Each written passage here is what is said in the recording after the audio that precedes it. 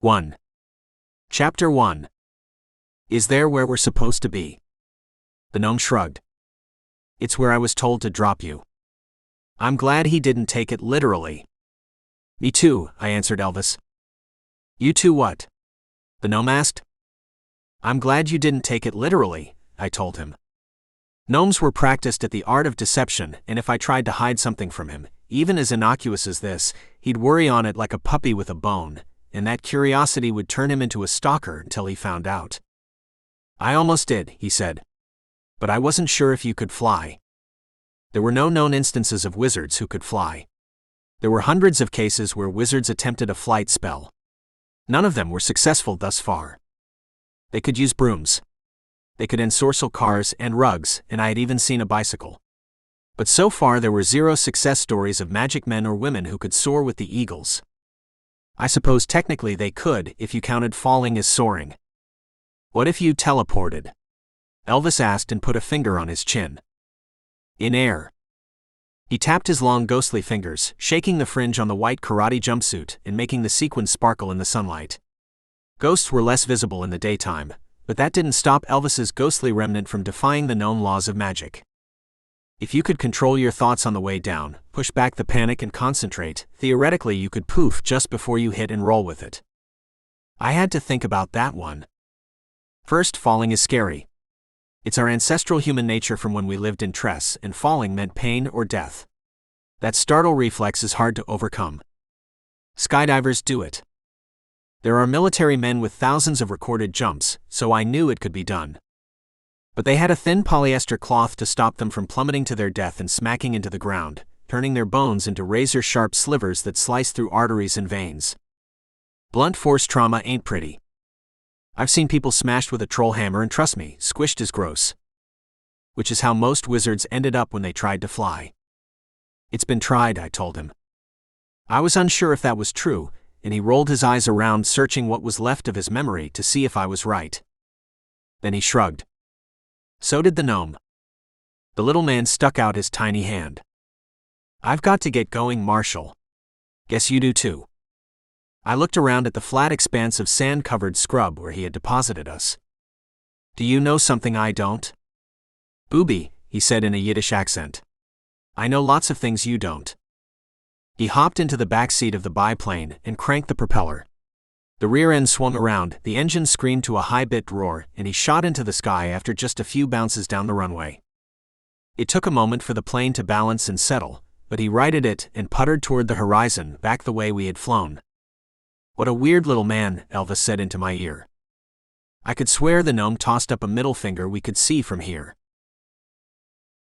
2. Chapter 2. You know which way to go?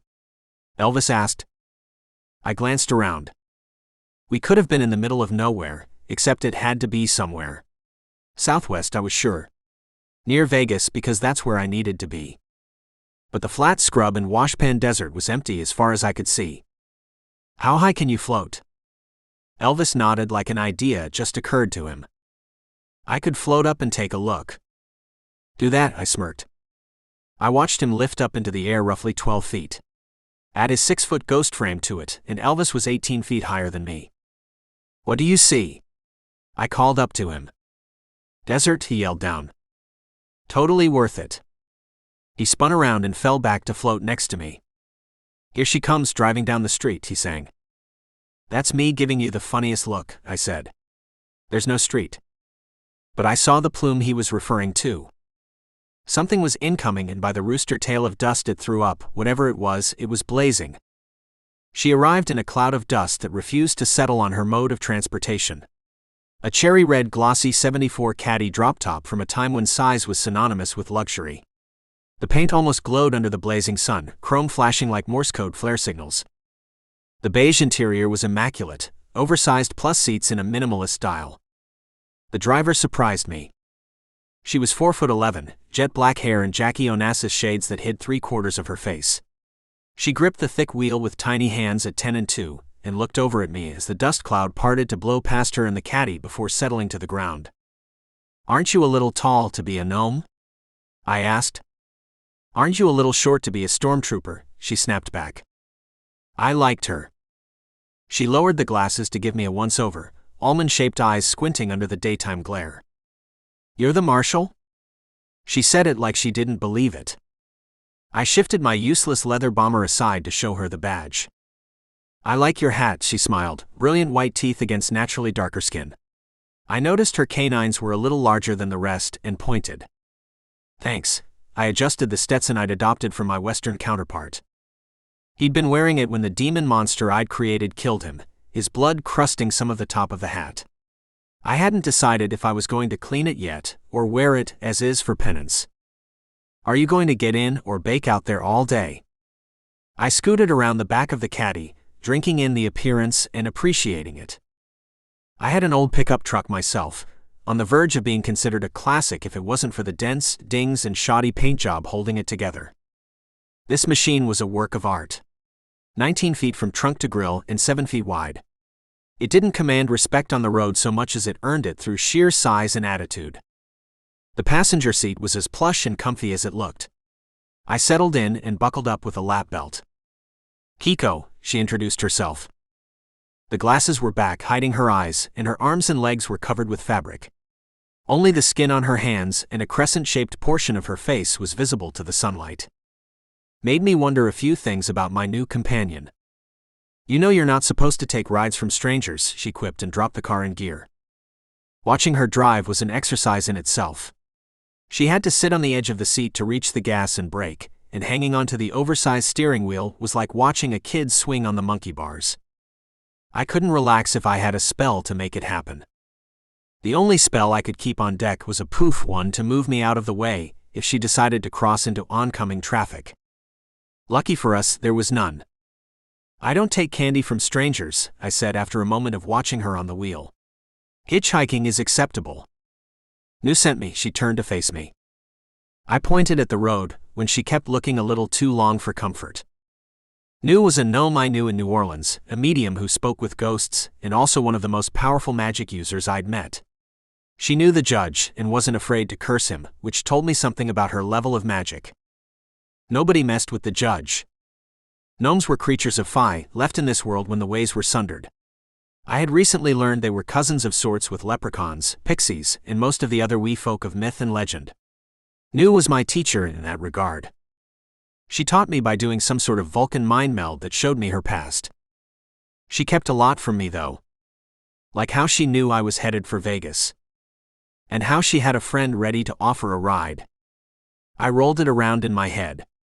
The judge had popped me up on a riverbank in NOLA after I returned with a dead witch's body, the first I was tasked to track down. Instead of poofing me to the place where the next fight was, he returned me to the Big Easy, and a pilot buddy of Nu's showed up to fly us northwest. "Now Kiko." "The not gnome." "Leprechaun?" I asked. "Please, do I look Irish?" "No," I snorted. "The Japanese do not look Irish." "At least you can tell that much," she snorted back. "Most of you guys just guess." I racked my brain for tales of little folk from the volcanic chain in the land of the rising sun, but came up short. "Pixie." "Do I look vacuous?" "Nope." "You look Japanese." She barked out a laugh. "You want to tell me where we're going since you won't say what you are?" "I'm the driver, that's what I am." When she grinned, I could see the sharp tips of her canines. "Vampire?" I ventured. I'd run into a nest of vampires in NOLA. It had not ended well for them, but their leader owed me. His name was Claude, he was older than dirt and cleaning house. He tricked me into doing his dirty work for him. The laughter nipped the air as it whipped across the windshield. "Me a bloodsucker. I take my steak rare, but that's about as close as I get." I leaned back into the seat. There weren't many day-walking vampires, but the Japanese were home to a few. Something about the diet of blood rich with fish made them long-lived. Whoever she was good. She hadn't answered any questions, except the unasked one. Enough info to get me in the car, and I could see the Vegas skyline shimmer on the horizon, heat waves rising up off the two-lane blacktop making it look like the mirage of an oasis. "Round 1 Kiko." "Around what?" "You win round 1, I told her. She smirked, as if this was the only outcome she expected, and we rode the rest of the way in comfortable silence. Until Elvis started singing like he was approaching Mecca. Lord Almighty, I feel my temperature rising. Which I guessed to him it was. 4. Chapter 4. The inside of the casino was a different world. Not literally, though that would have been cool. The noise level was akin to being back on the battlefield, with thousands of voices yelling over the chorus of machines, and bells, and whistles and clangs. There was music and laughter, tears and smoke. People lined the slot machines, wiped electronic cards against magnet readers, and pulled levers to set off the noise. They swirled around tables playing blackjack and roulette and craps. People were everywhere, losing, winning, and all of them making noise.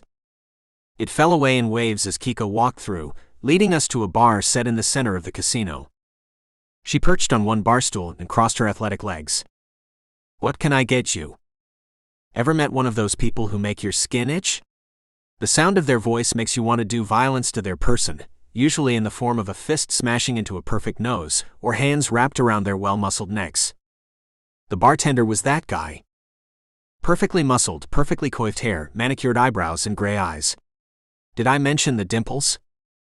Oh yeah, I bet the ladies fell all over their panties for the dimples. Plus he was a vampire, so it wasn't like they had much choice. Beer, I ordered. Local. He sniffed. Glanced over a well-rounded shoulder covered by a dry-cleaned and pressed shirt that cost more than my truck. I followed his eyes to the row of taps set into the underside of the bar. There were dozens of them stacked on top of each other. I sighed. He was gonna ask me which one, and then to prove himself an ass, he was going to launch into a litany about different craft beers. He turned back to me and smirked, and I wiggled the tip of one finger, ready to send him to bartender heaven.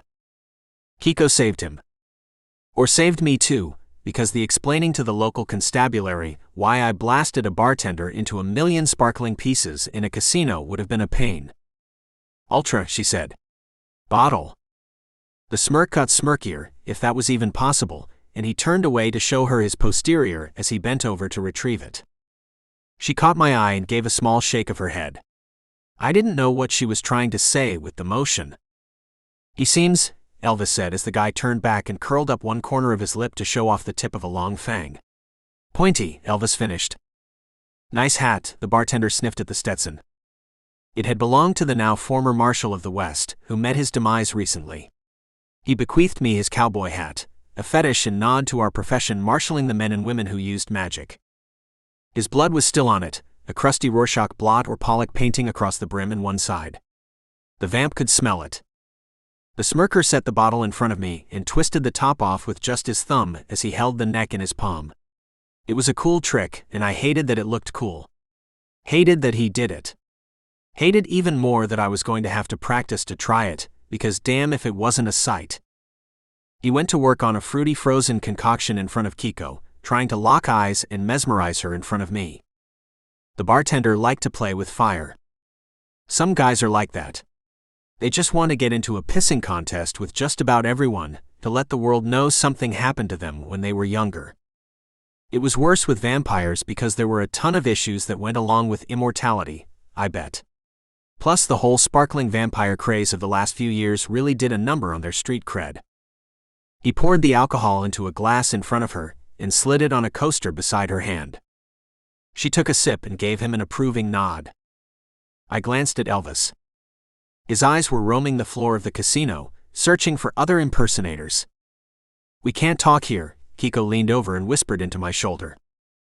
Then why the hell did you bring me? I grunted. Took a sip of my own. You look thirsty. And tired. I was, but I wasn't about to admit it. Elvis and I had just came from New Orleans, fighting the second witch from a coven in Memphis. They had called up a group of demons that I accidentally scattered to the winds, and now was charged with hunting down. The Big Easy wasn't so much. We met good witches, good vampires, and a lot of trouble solving that particular problem. Which led us to Vegas and the Enigma sitting beside me. You have to get permission to work here, she told me. I took another sip. Snorted. She's telling the truth, Marshal, the bartender was back. He heard every word because vampires have super hearing, which my companion knew.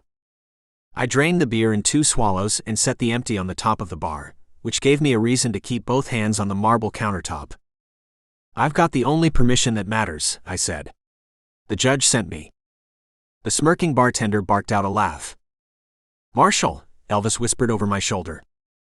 It was a warning, so I sent out a little energy to see what was around us. But I couldn't sense anything. "That wizard doesn't have any power." "Here," the bartender sneered. I raised an eyebrow. Waited for the lightning bolt to zip out of the sky and turn the vampire into a smoking pile of ash. Took a deep breath to blow into the ash and scatter it across the casino floor. "Oh," I thought. The vampire glanced up at the bottles on the roof rack over the circular bar. Like I said, no power here.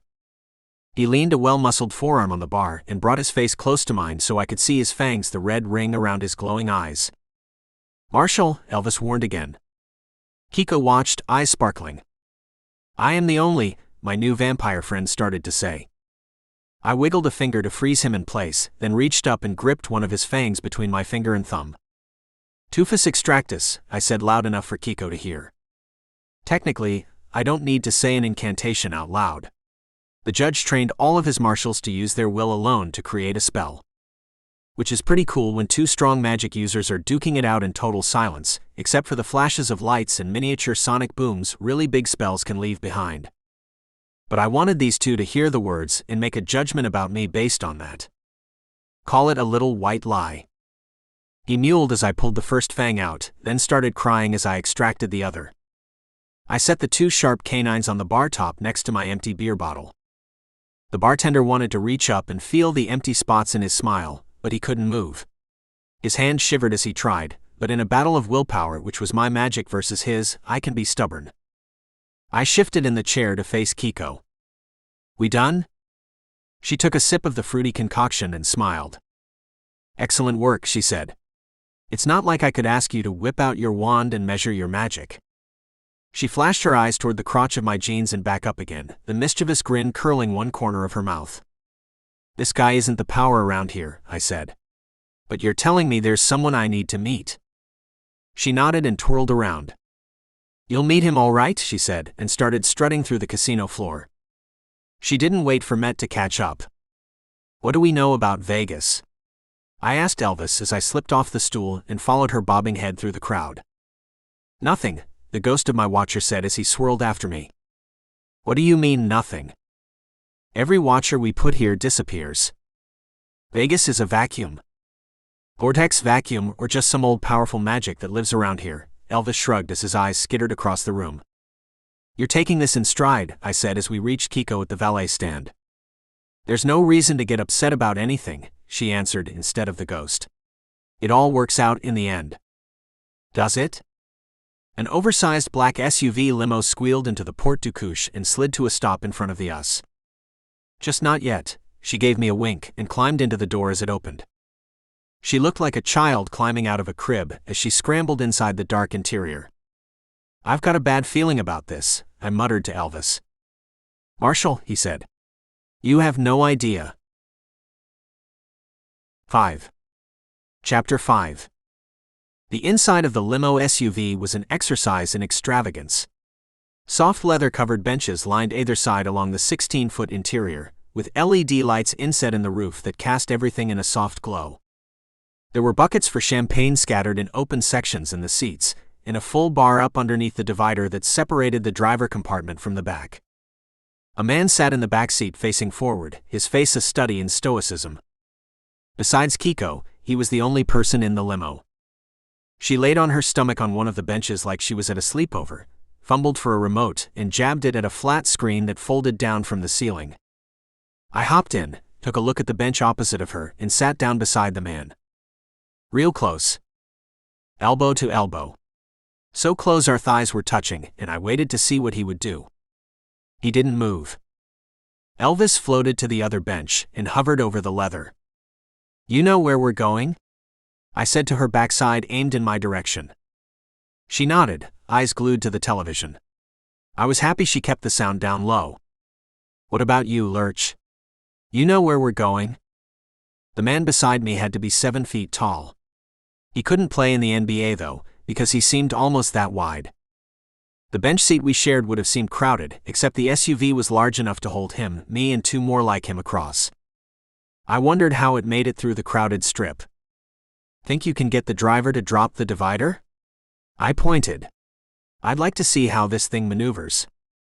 He sat there not talking, and he was very good at it. As far as muscle went, he was good at that too. Thick arms that ended at fist the size of canned hams. Scarred knuckles and thick brow told me he knew how to take a punch. And a telltale bulge under his left armpit indicated he was armed. Not that things like that concerned me. Magic was the great equalizer. Especially since I didn't mind fighting dirty. If he shrugged, if he took a swing, if he took a deep breath, I was ready to pop a kidney through his eyeball. What's in the bar? I asked Kiko. Pass me a beer. Get it yourself, she snapped. I sighed. You want a beer with me, Lurch? I pushed off and away from him, shifting past Elvis and biting back a shiver as his ectoplasm trailed along my arm. I'd like one, his voice was longing as I passed. I opened the tiny fridge just big enough for a 12-pack under the built-in metal bar and fished out a bottle of green Mamba IPA, twisted off the top and took a sip. Not bad, I smacked and took another. Lurch still hadn't said a word, had hardly looked at us as we rumbled along in the back of the SUV. I tapped on the glass with the mouth of the bottle, and the driver rolled the glass down. A second Lurch sat in the passenger seat, Cro-Magnon face staring at the road, and a look of horror on his face. I could see why. The guy driving was twitchy. Short, fast movements like he was on the verge of vibrating. He was a small guy, just under average, and all ankles and elbows. He didn't steer so much as grip tight and hang on the wheel. The giant SUV rolled like a yacht down the middle of the street, moving in one lane and out of the other, earning respect through sheer size. The driver grinned as he drove, lips pulled back almost to his ears, and he sang a low song off key, so low I couldn't make out the words. But I was with the big guy. If this kept up much longer, we were probably going to die. I passed the half-full beer bottle through the divider and tapped Lurch 2 on the shoulder with it. His massive head moved like shifting granite, first to look at the bottle, then at me. He took it in a ham-sized palm and drained it in one gulp, then passed it back. The alcohol didn't help either of us. Twitchy squirrel nuts kept going, getting faster even as traffic thinned out on the south side of the strip, and the speed gave a definite rolling motion to the SUV, rocking as it swerved side to side. Then we turned at a gate, black wrought iron lock between giant white brick towers that stretched 12 feet high. They connected to a brick wall that ran as far as I could see in either direction. The gate trundled open, and I was sure we were going to hit it, but the SUV cleared it by inches. Lurch 2 thought we were hitting it too. I could tell by the way his walnut-sized knuckles turned white on the door, and the impression of his fingers in the handle from gripping so tight. The driver led us up a meandering blacktop driveway, and jammed the brakes to stop in a huge circular drive. Both the big men jumped out first. Kiko rolled off the bench, gathered her feet underneath her and smiled at me across the distance. Play nice, she said and slid out of the door. I looked around for a place to put the empty, but couldn't find one. I kept it and hopped out after her. 6. Chapter 6. Wow, Elvis whispered next to me. I wasn't sure why he kept his voice down, since I was the only one who could hear him. How's your feeling now? He asked. The mansion looked like a cross between a fortress and fairy tale castle, set at the bottom of a red ridge in the Nevada desert. Mellow, I said. That beer was 8% ABV. That's just cruel, he muttered as he floated behind me toward the doors. The Lurch twins led the way, but from our perspective they looked like a pair of gorillas shoved into black suits. Gorillas that had been subjected to genetic experiments that manipulated them into being stronger, faster, and more menacing. The inside foyer had 24-foot ceilings above polished marble floors. 2 staircases led up to a second-floor balcony that looked like separate wings to the mansion. Big, I muttered to the ghost. It's for a big man, Kiko whispered back. Like one of these guys? I nodded to the back of the Bobbsey twins as they assumed stations at the bottom of one of the staircases and tried to glare us into stopping. Bigger, said Kiko. I noticed she stopped out of swinging range. I thought that was a good idea and stood beside her, but I wasn't too concerned. No one gets to be marshal by being slow, so if Lenny or Lenny decided to make me George, the 5 feet between us was more than enough time to pop off a couple of spells. A man appeared between them. "Whoa," said Elvis. That's what made me jump. The ghost voice in my ear, not the guy just zipping out of thin air. 1 minute there was nothing. The next he was there. And no hint of magic. No residual energy signatures that radiated from the spot. It was as if in an instant he just was. He smiled, his canines long and sharp. Kiko bowed her head. I squinted. "A vampire," Elvis breathed. "That explains the speed." He was tall and skeletal, with paper-thin white skin and black hair that cascaded around his shoulders. His eyes were black and dark, and the smile he wore looked real because it touched them. "Marshal," he said in a cultured Spanish accent. "I am Vega. Welcome to my world." His long fingers worked themselves together as if to restrain himself. "I am told you injured one of my subjects," Vega smirked. "Another one." I was getting sick of damn vampires and their damn smirking. Just because you're long-lived doesn't give you this superiority over everyone else. Hell, I'd been around since the early 1900s, and you didn't see me go around smirking at people. "He was smirking at me," I said. "Kinda like you are."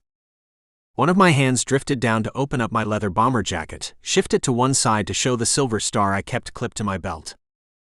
I cocked out one finger, the pointer, and hooked the thumb over the belt, like a cowboy ready to draw. Lenny 1 growled. Lenny 2 smirked. Like they didn't think I could do much. Like they had seen something like this before and had not been impressed. Vega may have been. The smirk went away, replaced by a look of bemusement. "Then allow me to apologize on both of our behalves," said Vega. "And let me further offer you a drink, so that we may discuss why you are visiting my city." "Ask him if Vegas is named after him," Elvis said. I shook my head. "Don't," said Kiko. "You do not wish my hospitality?" the vampire asked, all emotion drained from his face. "I've got a gnat in my ear," I told him. "It keeps buzzing. I'd appreciate the drink and the talk." I lifted my finger off my belt to show him I was serious. The 2 Lennys tilted back into their stance, a move I noticed for the simple fact I hadn't noticed when they leaned forward, which meant they needed a closer look. If they could move like that, they might be a little more than they appeared. Which was saying something, because they appeared to be huge. Any more of them, and that redlined their danger quotient up a couple of factors. Vega stepped off the stairs and zipped to the door on the far side of the foyer. "That's how he did it," said Elvis. "Quiet," I mouthed. I didn't say anything. Kiko followed him. I followed her. He led us into a study. I expected an evil overlord lair, library books lining the walls, fireplace roaring. Maybe some dead animals on the wall, and on the floor in front of the fire. There was none of that. Just a big room with lots of thick drapes over the numerous windows, 4 long cream-colored sofas set up in 2 areas, arranged so it was easy to sit and talk. I was right about the fireplace, but it was dark and bare. Too warm for the extra heat. Vega sat on one couch and motioned to the one across from him for us. Lenny 1 stepped in and blocked the door, as his counterpart went to a wall in the back and opened a panel to reveal a bar. He retrieved 2 green Mamba beers and a glass of what looked like sherry and brought them to us. "I hope this will suffice," Vega asked as he accepted his glass and didn't drink from it. I twisted off the top of one, handed it to Kiko, and popped another for myself. Lenny held out a paw the size of a frisbee for the bottle caps. "This will work," I said and sat back on the couch. I didn't drink from the bottle either. "Thanks for the beer. Want to tell me why I'm here?" Vega swirled the red liquid in his glass. "Too thin for blood, but maybe a mix of something. Blood and gin? Blood and vodka?" "I am curious myself," said the vampire. "It seems I am suddenly infested with a witch problem." He looked at me over the top of the glass. "Witches," I sniffed my bottle. "Always up to no good. A recent phenomenon here, I assure you. And here you are. The Marshal of Magic. Are you come to solve my problem?" "This isn't a pleasure trip," I said. "Then perhaps I can offer assistance." Vega studied me with dark, soulless eyes. "What sort of assistance?" I said. "We're used to working alone." "We?" He glanced over my shoulder where Elvis hovered. It's a royal we. He nodded, and the smirk made an appearance again. The things I share with you, I share only in the confidence that they are words for your ears alone. I raised my eyebrows and nodded my head sideways toward Kiko. Ixnay on the secrets, Mr. Vegas. There's an extra set of ears on the couch. He smiled, fangs punching over the edge of his thin bottom lip. Kiko and I have an arrangement that goes back, he said. She is in my confidence. He said it with a certainty, so I let it go. I didn't really feel like blasting my way through his house if he meant to kill her for being with me. But I was willing to admit there was more than I knew going on. Probably a lot more. Then lay it on me, I told him. His eyes lit up again. We have a supply and demand problem here, he said. As you are aware, the Vegas is an oasis in the desert, and as such, our resources are limited. He wasn't talking about water. Marshall, he leaned forward. Something is stealing our food, and that is going to cause problems for me. 7. Chapter 7. We stepped out of the mansion and Kiko took a small gasp of surprise. Her caddy waited in the circular drive, the toothless bartender leaning against the fender. Come, Vega said from behind us. The bartender gave us wide berth as he scurried up the steps. Vega folded him in his arms and led him inside his home. Lenny too raised one eyebrow in our direction and closed the door. Can you believe that? Kiko slid behind the wheel. Do you know how hard it is to get his permission to operate here? I cracked open the passenger door and plopped on the seat beside her. You know I don't need his permission, right? Keep telling yourself that. Her eyes glimmered in the light as headlights splashed off marble statues and columns on the grounds. I'm not telling me, I'm telling you. The badge opens a lot of doors. She made a noise half between a grunt and a snort. It works, I told her. I've been here an hour and I already know where to start looking for the witch. The badge works. She snorted again. Or I do, Kiko answered. Huh. It was my turn to make a funny noise. Elvis leaned up from the back seat so his head was between us. She arranged the whole thing, the ghost said. She set up the bartender to get you the meeting with the man who knows Vegas better than any other creature around. I took you to the bar to a guy who could make the meeting happen, she said. She glanced at me out of the corner of one eye. You don't know what you don't know, but I know what you don't know. Her face was shimmery hazy from the ghost between us, but her words were clear. I have no idea what you mean, I said. But good job on getting the meeting. Now take me to the Morlocks. What are Morlocks? She turned the wheel back toward the strip. We could see a mishmash of lights on the horizon, a glow against the backdrop of the night sky that looked starless. You don't know Morlocks? I asked. Underground people. H.G. Wells? I'm not a nerd, she told me. And I'm one because I read. I read. Just not H.G. Wells. She peered at me for a second, long enough for me to want to tell her to keep her eyes on the road, but she looked back before I could. Swerved to miss an armadillo that waddled across the pavement. I have read books that would blow your mind, she pouted. Just not the good ones. It's okay, I said. They may not translate Wells into Japanese. She shot me a look, hard to read in the glow of the dashboard lights. Almost fear, almost rage. Morlocks, she growled and punched the gas. The giant Cadillac roared as it surged up the highway. The wind whipping into the car from the open drop top made it impossible to speak without yelling. I figured she decided we were done talking for the rest of the ride. Turned out I was right. 8. Chapter 8. Vegas has multiple personality syndrome. You could almost call it a disorder. There is the tourist part that everyone knows. The Strip and downtown. There are the normal parts where it's almost like every other city in America. Except hot. Damn hot. But suburbs and strip malls, a university and apartments, 100 streets that could be picked up and placed anywhere in the USA and they would fit. There are the strip clubs and unlicensed brothels, most on side streets off the main strip, and there is a hidden secret in Las Vegas. An underground city. Vegas has a flooding problem, but it only happens once every year and sometimes not even then. To move all that water from the surface streets and neighborhoods, city planners built massive tunnels underground.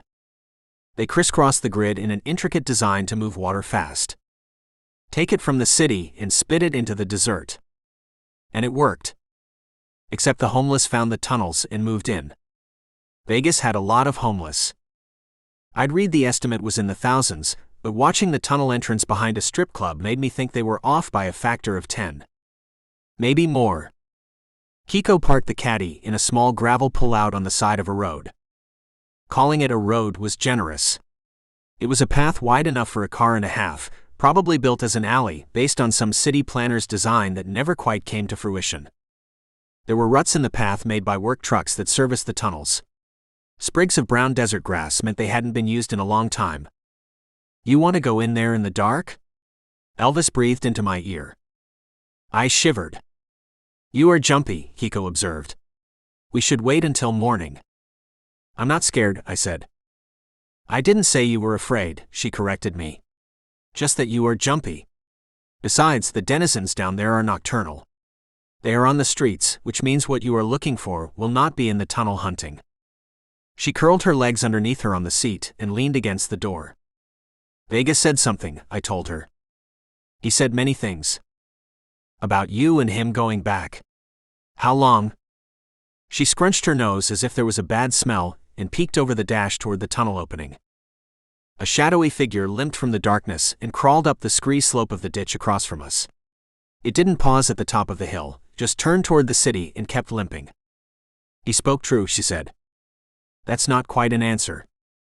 It's rude to ask a woman how old she is, Kiko said as her eyes closed and she settled back on the door. Stakeouts go a lot faster if you talk, I said.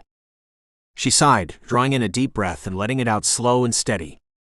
All right, Marshall, she said, eyes still closed. I'll tell you the story of what I know. And then she did. 9. Chapter 9. A Conestoga wagon rolled across the arid landscape, driven by a lonely, emaciated man. He spied a snake slithering across the rocks, jumped from the driver's perch and chased it down. He picked up a rock and beat the rattler, smashed its arrow-shaped head. A giggle escaped his parched throat, and he lifted up the 6-foot body that still twitched and spasmed in the desert sun. The man used his thin fingers to rip the partially detached snakehead from the body and tossed it away, more fodder for the insects and other creepy crawlies that lived in the almost lifeless landscape. He pinched the skin of the rattler near the neck and peeled it back in one practice swoop. It came off in one piece and he dropped it at his feet. His boots puffed up tiny clouds of fine dirt as he stepped away from the kill site and went back to the wagon. As he walked, he poked a grimy fingernail into the meat of the long, thin muscle and drew a line straight down, spreading it apart to spill the slimy guts onto the ground. When he reached the wagon, panic widened his crusty eyes. Oh no, he muttered and circled the wagon. One of the rear flaps had come untied and fluttered in the arid wind. He tossed the snake carcass up onto the driver's seat and tied the flap back down, double-checking the openings to the interior on both front and back of the wagon. Satisfied it was as tight as could be, he climbed back into the driver's seat and clucked the horses forward. The two tired beasts plodded an exhausted trudge toward the far side of the valley. A narrow range of mountains cut across the horizon, their destination a cut between the rises, seen only as a dark slash as the sun settled toward it. The driver began humming. He curled the reins around his forearm and picked up the dead snake. Blood and juice ran down his ragged beard as he started chomping on the meat, chewing with worn brown teeth and giggling as he drove. An arrow arced out of the sun and slammed into his shoulder. He screamed and pitched back into the thick canvas of the wagon cover. It held him upright as a second arrow whizzed into his chest. He slapped the reins and the horses bolted as a group of Indian braves appeared around the wagon racing after them. It was a short chase that ended near a small green meadow, an oasis in the desert. The smell of water startled them and the horse veered toward the grass. It took them into the path of one of the braves, who leaped from his horse onto the back of one hitched to the wagon. The lithe man drew up on the bridle, hauling the wagon to a stop near a shallow rock cave, hand-built to define the spring. The driver fumbled for a rifle under the seat, but 3 more arrows arced into his body, and he tumbled from his perch and landed with a splash, one hand near the muddy ground that defined the spring that bubbled underneath. The braves ignored his fallen body and went to work on the wagon with practiced precision. 2 unhitched the horses and led them to a shallow puddle to drink. 2 more untied the tight flaps and opened the dark interior to the setting sun. The Conestoga was empty but for a coffin. The party of braves had robbed wagons before, and sometimes the pioneers buried treasures with their dead. It wouldn't be much, and they couldn't return to their village with such a small discovery, but still they had to look. The two men hauled the box out and pitched it out of the back of the wagon. It flipped over, hit on the corner at an angle, and broke open. The Indian braves yipped in victory, quick sharp noises as they hopped from the wagon and turned the now open coffin over. A man inside howled as the sun hit his skin. The dark black suit that covered most of his body protected the unexposed parts, but the drifting bright rays that hit his hands made the flesh bubble and boil. His eyes flew open and the Indians screamed. The monster had no pupils, just pure black orbs that scanned the scene, saw the dead body of his most faithful servant, and the sun still above the mountains. The braves fumbled back, trying to notch arrows to their bows, but the creature flew at them. Long nails lashed out and slashed throats, a trail of smoke the only sign of its passage. Blood fountained out of their still-standing bodies as the braves collapsed. Trickles of crimson rolled across the hard ground and into the pool of water that reached into the narrow cave, barely wide enough for a body. Occupied now by the creature, the man with long fangs and black eyes, hiding in the shadow. The skin of his face was burned and melted, his hands a scarred mass of tissue. But his eyes were clear as he stared at the bodies leaking his sustenance into the water. As he watched, the puddle turned a shade of pink, and then darker as more blood slowly made its way into the water. The horses ran off, all of them. He could hear their hoofbeats pound the earth as they sought to escape the scent of death that permeated the meadow. The creature bent forward and slurped the bloody water into its mouth. The burned skin started to heal. He drank more, taking his time to pull handfuls to his lips and sipping as the sun slipped behind the mountains, bathing the valley in twilight. He pulled himself from the rock cavern and stretched as he sniffed the air. The bodies of the braves were worthless. His razor-sharp claws had cut too deep, their lifeblood drained into the spring. But his servant still had blood. The arrows killed, but also plugged the wounds so they crusted over. He rolled the body and feasted on the grimy man's neck. The man had served him for over a decade in his life, the promise of immortality taunting him to madness. The vampire smiled as he slurped blood from the body. The man served him still, even in death. His eyes caught a glow in the distance as he stood from the drained corpse. He could make out a campfire and a cabin, a two-room structure on well-packed dirt trail and intersection. Of course his servant would ride away from the trail to minimize their chances of discovery, but the simple-minded fool did not stray too far from it for fear of getting lost. That the Indians attacked so close to the post spoke to their desperation, and the fact that more might come. He licked his lips in anticipation of that happening, and began walking toward the trading post. He could smell bodies on the wind and moisture. This area of the valley was dotted with springs that created small pockets of meadows in the desert. He knew where they were by that sign. He had seen it on the maps he studied. Maybe he wouldn't need to keep going to San Francisco, if western-bound travelers could come to him through this place. He would think on it this night, and stay for a few others, if only to gather more information on the place the Spanish referred to as the Meadows. Las Vegas in their beautiful language. 10. Chapter 10. Kiko glanced over at me. Now that you have the vampire's permission to operate on his land. I don't need permission. Which you now have. But I didn't need. I gave her a grim look that reminded her I was the man in charge. She looked back at me like she knew better. It's not permission, I said. It's a trade. Technically. She rolled her hand in the air like she was dismissing a fly. Whatever you need to tell yourself, Marshal. It's not a fair trade, Elvis said as he floated behind me. His form was hard to make out in the sunlight, but I could feel the tug of whatever ethereal leash connected us. It's fair, I said. He gets you to find what's hunting his food for him and save the vampires, and what do you get? Kiko asked. She thought I was talking to her. Permission, she said with an air of finality. I took a breath. Liked the way it felt, all calming and zen. Took another. Look, I explained. Where? She searched the tunnel entrance. The sun wasn't up yet, but the purple-gray light of a breaking dawn meant the orange orb wasn't far behind. I sighed. Something is hunting the humans who live underground, and it's not the vampires who feed on them. It's my job to find and stop it, even if he didn't ask for my help. If it's magical, she pointed out. It's magic, I said. And it's bad news. Whatever it is. If only I had someone who knew about magical creatures that hunt humans in the dark. That would help you tremendously, Kiko agreed. I'm trying to remember, Elvis said in a pained voice. It cut me deep. He was a ghost because of me, tethered to me because of a spell, and he was forgetting everything he knew as a watcher. I reminded myself to research a restoration spell as soon as I could, and glared at the black gaping maw of the tunnel entrance. We'll go in and have a look, I offered. That good? Kiko pointed her face toward the tunnel and took a whiff with her nose. I'm not going in there, she scoffed. It stinks. Yeah, I said. A lot of people in a small space. And feces, she grunted. Gross. Urine. Yuck. And a creature. Now that was interesting. A creature. Her eyes narrowed as she turned her head toward me. Did I say that out loud? What kind of gnome can smell a creature underground? I asked. I'm not a gnome, she said. Are we going to go in there, or what? Kiko took off for the entrance to the tunnels like she was daring me to follow. Stay close, I said to Elvis. Like he had a choice. 11.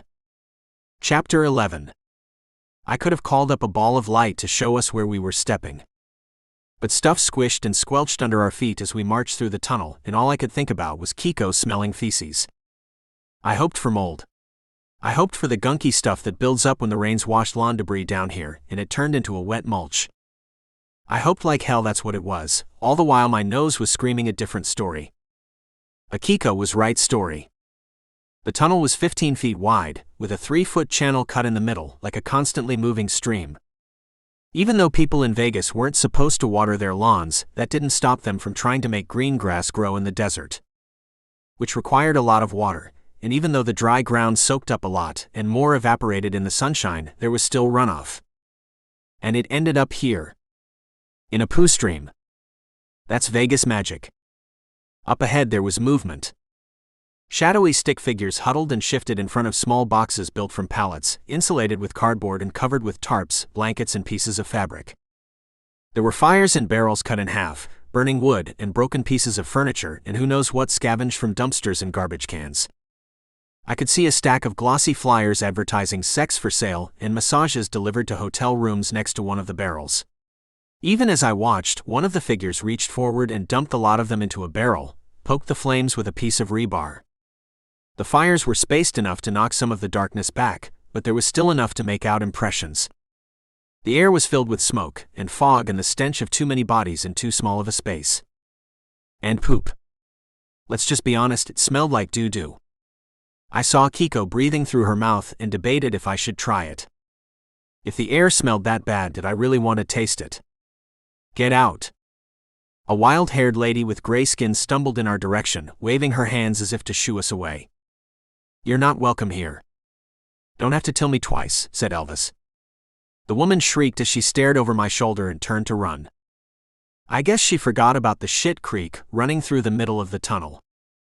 She ran like it was a flat solid surface, which it was, until the edge of the creek. Her first foot went over the end, found nothing to support it, and kept going 16 inches down till it hit concrete. At which point a couple of things happened. Gravity, for one, took her overbalanced top portion and yanked it to the ground. She was short. Taller than Kiko, but then there were a lot of things over the age of 12 taller than her.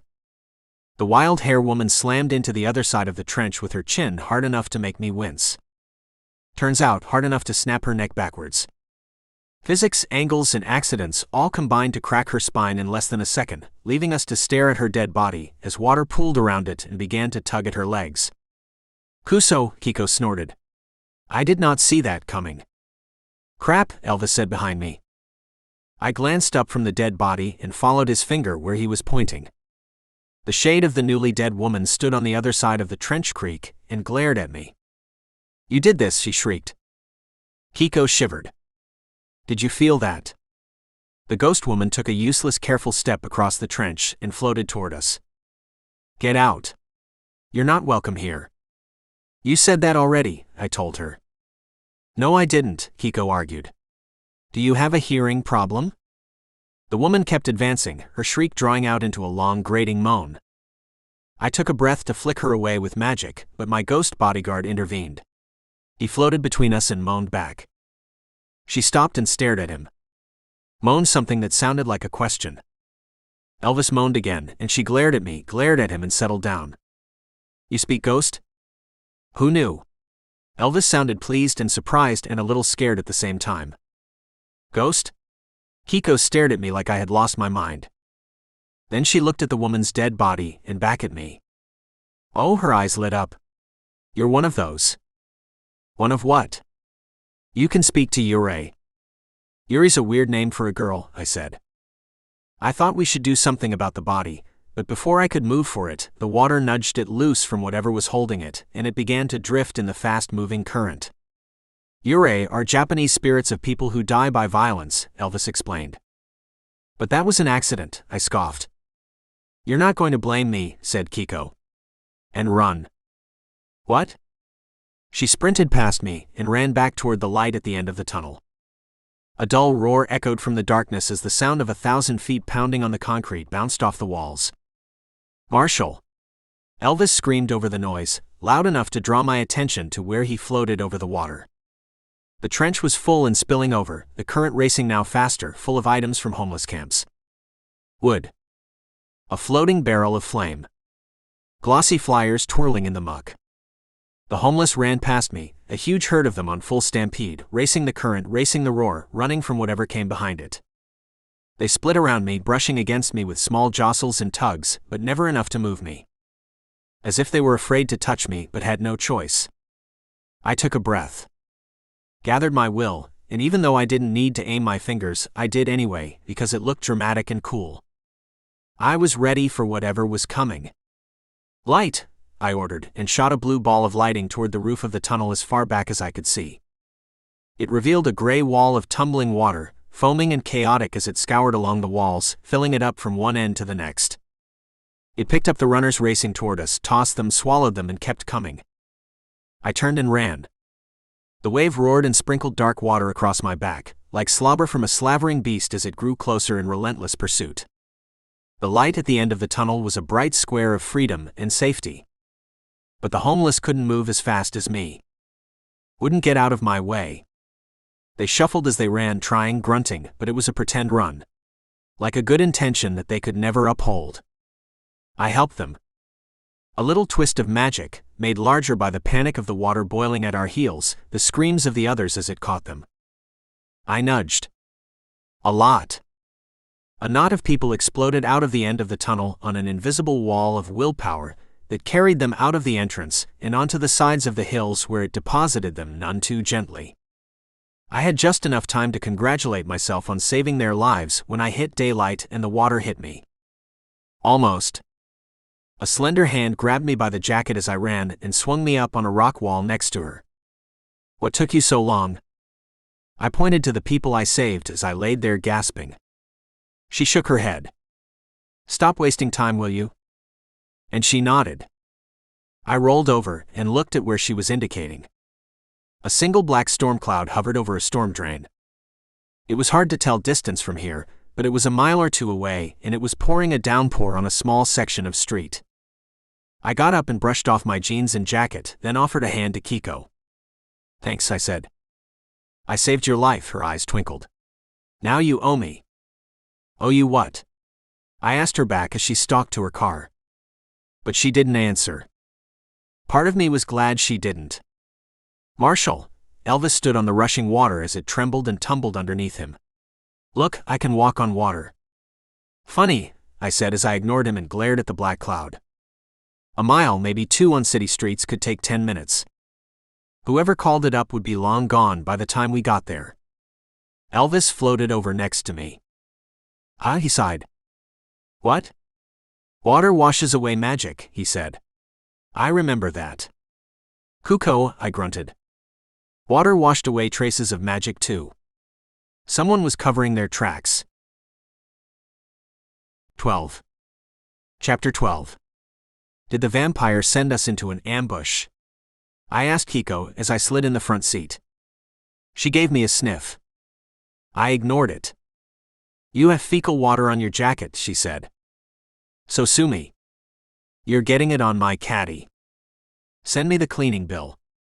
I think you are being very unreasonable for a man whose life I just saved and am helping, she said as she dropped the car in gear and pulled away from the tunnel. The displaced homeless gathered on the banks of the new river that was beginning to shrink and disappear back to its former size. I guess they were going to let it dry up and out and go back down to rebuild again. I had it under control, I said, and hoped it didn't sound like a lie. I could tell, she said. You looked like a real Barney about to go into the green room. Marshall, don't surf, I said. She snorted and gripped the wheel with 2 hands as she pulled onto the roadway. Do you want to go see where the cloud was? No point, I told her. Whoever made it will be long gone. I don't think the vampires are employing magic users, she said. I haven't seen any proof. I sat back in the seat and wished for a beer. It was easy to think about a problem with something cold in hand. Turn here, I pointed. There, she sneered. But she wheeled into a liquor store parking lot anyway and stopped in front of an old-fashioned payphone and a plastic newsstand plastered with bumper stickers. Want anything? I asked as I got out. She shrugged. To not be here. I let her stew while I went in and grabbed a 6-pack from the cooler. I added a couple of bottles of water to it because we're in the dessert and carried it to the register. Elvis bounced along in my wake, staring around the room in sad-eyed wonder. The girl behind the counter looked me up and down as she rang up the beer and water and breathed out hard twice through her nose. No offense, but you don't smell so great, she said. I handed her some cash and waited for the change. Thanks for letting me know, I said and pushed through the door into the hot Nevada air. The caddy was gone. Guess you should have said thank you, Elvis said from beside me. I guess he was probably right. 13. Chapter 13. Marshall, Kiko called out. She had moved the caddy into the shadow cast by the building on one side. I walked over and plopped in the seat. It was at least 10 degrees cooler, but the difference between 90 and 100 didn't feel like much. At least it wasn't humid. I could still smell me though, and thought the girl in the liquor store was being kind. I pulled out a bottle and twisted off the top. Made it halfway to my lips before Kiko snaked it out of my hand and took a sip of her own. She watched me, eyes twinkling, like she was daring me to take it back. I fished up another, and finally got a swallow of hops to celebrate my recent victory over a watery death. I wouldn't have died because I can swim and I've got magic, but there are life principles involved when one survives a trauma. One of them being a celebratory drink. So the vampire didn't set us up. I mused out loud. Hell of a coincidence that it happened while we were down there. Kiko shrugged. Do you think there are no such things as coincidences? My turn to shrug back. There are more things in heaven and earth, Horatio, I said and took another sip. Her eyes flicked to the water stains on my jacket. Out damn spot. That earned a chuckle. I held out the bottle and she clinked the thick bottom of hers against mine with a satisfying dink. What now? She glared in the direction the cloud had been but only saw clear blue sky. I shook my head. There was much to do and not enough known to do it. And waiting around for something to happen was never a productive path. Still, we needed information. More than we had. There's a demon witch in town I have to stop, I ticked off on one finger. There's something hunting humans and pissing off the vampires, I held up a second finger. And you need a shower, she held up a third finger. And a dry cleaner. She popped up all 4 fingers. We should focus on the most important thing first. Find the witch, I suggested. Find a shower. I know who is hunting the humans, said Elvis. I cranked my head around and stared at him. He was perched on the trunk, feet in the back seat, man spread as wide as I had ever seen. He looked confident and cocky and comfortable. And transparent even in the shadows. How do you know that? Yurei, Kiko whispered and made a gesture with her fingers. The woman you killed told me. I didn't kill her, I snapped. Caused to die. She was running from you. She shouldn't have been able to see me, Elvis argued. He tilted his head to one side. But did she? I nodded and finished the beer. Considered another, and then slid it back into the slot on the cardboard carton. I'd save it for later. She looked at you, let out a yell and ran, I told him. But why? Elvis asked. I look harmless. I shrugged. Because you're a ghost? Do you know who weird this is? Kiko interrupted. I'm watching you have a conversation with what looks like thin air. Weird is my middle name. Mine is Yukikoro, she grinned. It was more than that. We need to find her, he said. I sighed. I put a lot of heart into that sigh. It was world-weary and full of resignation, and it sounded great. Number 5, I held up all 5 fingers to Kiko. Ghost hunting. She shivered. Then she held up number 6. And the favor you owe me. I raised both eyebrows in a question. Raised them almost to my hat. Which is? Priorities, she said and started the car. She passed me her half-empty bottle. You need a shower. I finished her beer for her and slipped the empty into the slot next to mine. Kiko pulled out across traffic and floored it for the strip. 14. Chapter 14. We pulled in at the Bellagio, and she traded her keys with a warning for another ticket. Then it was another walk across a casino floor that ended at the elevators instead of a bar. She stuck a key in a slot, and we rode all the way up to a suite on the top floor. There were only 4 doors that branched off the shallow hallway. She opened her room door and ushered me through. There, she pointed and picked up the phone. I need someone to pick up dry cleaning. I listened to her bark orders on the phone as I went in the direction she pointed. The bathroom was as big as my apartment in Memphis. Marble walls, glass wall shower. Everything clean, pristine, and modern. I shucked my coat at the door and dropped my jeans and shirt on the marble floor. The water turned hot 3 seconds after I turned it on. I carried a beer in with me and relaxed under the hot stream. Kiko stepped in, scooped up my clothes without looking at me, and disappeared before I could protest. Hey, I said. While we're ghost hunting, Elvis said. I'm not saying I jumped. But I did catch my bottle before it hit the floor and shattered. Fast reflexes. A Marshall trademark. I guess I should have known, I said. Couldn't you stretch it out to the other side of the door or something? Give me some privacy. Elvis peered into the shower. It's no big deal, he said in a dry tone. At least Ghost still had a sense of humor. You could at least turn around. So he did. Upside down. I gave up and lathered instead. Then I finished the beer in the shower at the same time and got out. The towels were as thick as blankets and soft. Ghost hunting, Elvis reminded me. Yes, I agreed. We'll go find the woman Ghost and you can tell me what she told you. I will, Marshall. It will help. But I want to do something first, he tilted his head to one side. Or at the same time, really. I wiped the steam on the mirror and ran fingers through my hair, combing it as well as I could. Then I wet a rag and went to work on the Stetson. I wasn't sure which dark stains were blood or poo water, so I cleaned them all and tried not to feel sad about it.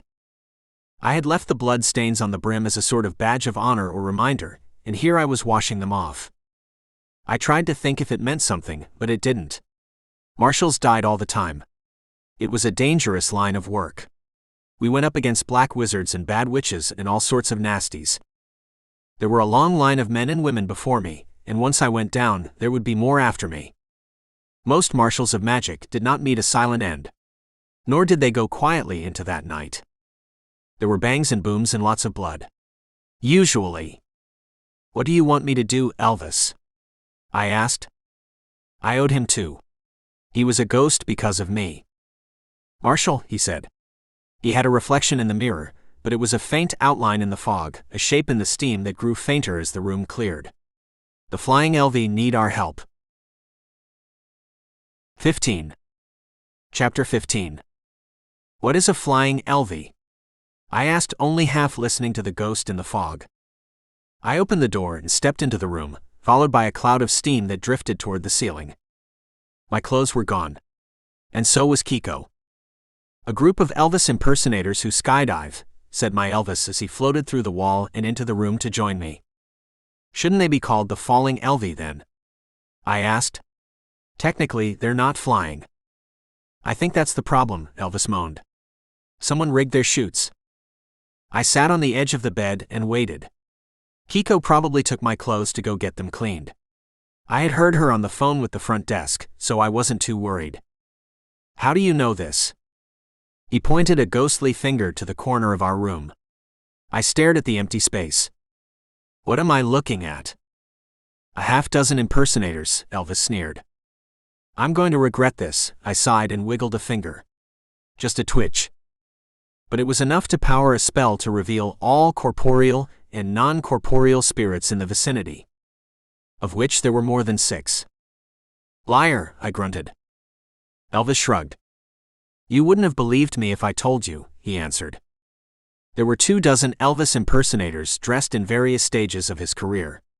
Young rocker with blue suede shoes, black leather motorcycle jacket, the sequin jumpsuits in a variety of colors, sparkles and spangles. The impersonators were stacked up on top of each other, floating against the wall, the ceiling, the window. But I had to admire them for bunching up together, because they were giving me my space. I talked to them while you were in the shower, Elvis told me as if he could pick up on my thoughts. He wasn't, he was just reading the room. Isn't this a case for the cops? I asked.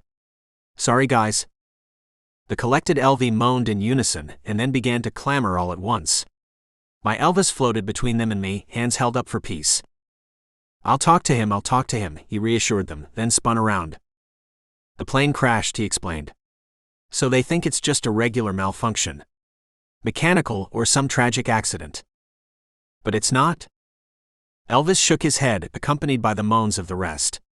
It was starting to grate on my ears, and I could feel a headache blooming from my jaw across the top of my head. Was it magic? I asked the magic question. The $1 million question. Elvis knew, and I knew there were things I could do, things I was allowed to do by council law, and things I could stretch with the judge's edict. But it had to be in our world. And sad to say, a simple murder wasn't. Often wasn't. Even if there were 24 victims. The moans started up again, the clamor for attention and stating their cases, finally turning my headache from a budding blossom into a full-blown bloom. I'll talk to him. Elvis shouted at the ghosts. A loud knock rapped on the door. Room service, a muffled voice said. I stood up and tucked the towel in tight. Besides, I reminded him, we have a job to do. 2 jobs to do. But after, said Elvis. After, we have 10 more demons and witches to track down, I said, lowering my voice before I opened the door. I didn't want a waiter or delivery guy to hear the words and think the weirdo answering the door in his bath towel was, well, weirder than that. But it was Vegas. I bet they had seen worse. Sorry about the towel, I opened the door. A body slammed into me and carried me across the room toward the window. We were going to hit it, crash through and die. I had a flash of empathy for the flying LV watching from their perch in the corner of the room, because I was going to end up just like them. 16. Chapter 16. Except I didn't. My dangling calves caught the lower mattress halfway across the room and broke our momentum. Instead of crashing through the glass and plummeting to my death, we slammed into the floor and it only hurt a lot. The great thing about working with the judge is the training. Benefits suck, and everyone in my line of work ended up dead. But he spent a lot of time training his marshals not to die. My magic had a special ability. I called it luck magic when I was feeling generous, and damned lucky when I wasn't. My feet hitting the bed was lucky. Landing on the floor with a snarling, slobbering, screaming something on top of me was not. Claws ripped at my arms, teeth gnashed at my throat as we struggled on the soft plush carpet. A lot of magic users have to use wands to focus their willpower and channel their power. The judge trained us to forego the wand. To forget the elaborate hand waves, the dramatic gestures that indicated to anyone watching there was magic afoot. He trained us to enforce through will alone, in silence. Which meant thought was action. Or in this case, magic in action. The body on top of me spun around upside down and slammed into the wall where I pinned it. Toothless, I said. A second vamp sprinted through the door. Not quite as fast as Vega, but still just a blur. I caught it out of the corner of my eye, threw up a shield spell, and watched it bounce up and over against the window. I pinned it too and backed up against the wall. The towel was lost in the first tumble, but I didn't care. I had to focus on keeping the two snarling creatures of the night frozen and watch out for what might come through the door to help them. It was a vampire. Another vampire. I had a split second to wonder how they were out in daylight, and then it was in front of me. Long talons scratched against the invisible air in front of my face, my guts and nuts, the black eyes of the vamp red-rimmed in rage. This is not going to end well, I told them. I shot a stake of air through Toothless' chest and pinned him to the wall. He dissolved into a pile of ash, scream cut off as his lungs disappeared. The second vamp against the window got it next. Number 3 got scared. He tried to get gone, but the spike caught him in the back and blew a pile of ash into the hall.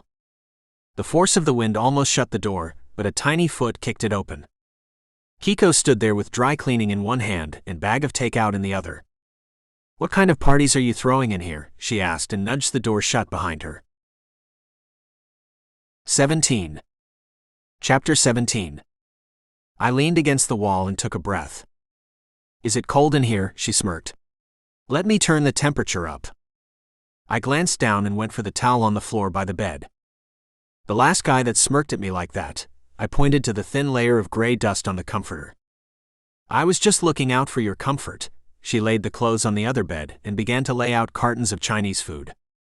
I picked up a pair of chopsticks, broke them apart, and rubbed the ends together to smooth out the splinters. Then I grabbed the little square boxes and examined the goodies. "You're not going to ask about the vampire attack in the middle of the day?" She shrugged her tiny muscular shoulders. "There are a couple of things I might not have told you," she said. "You think?"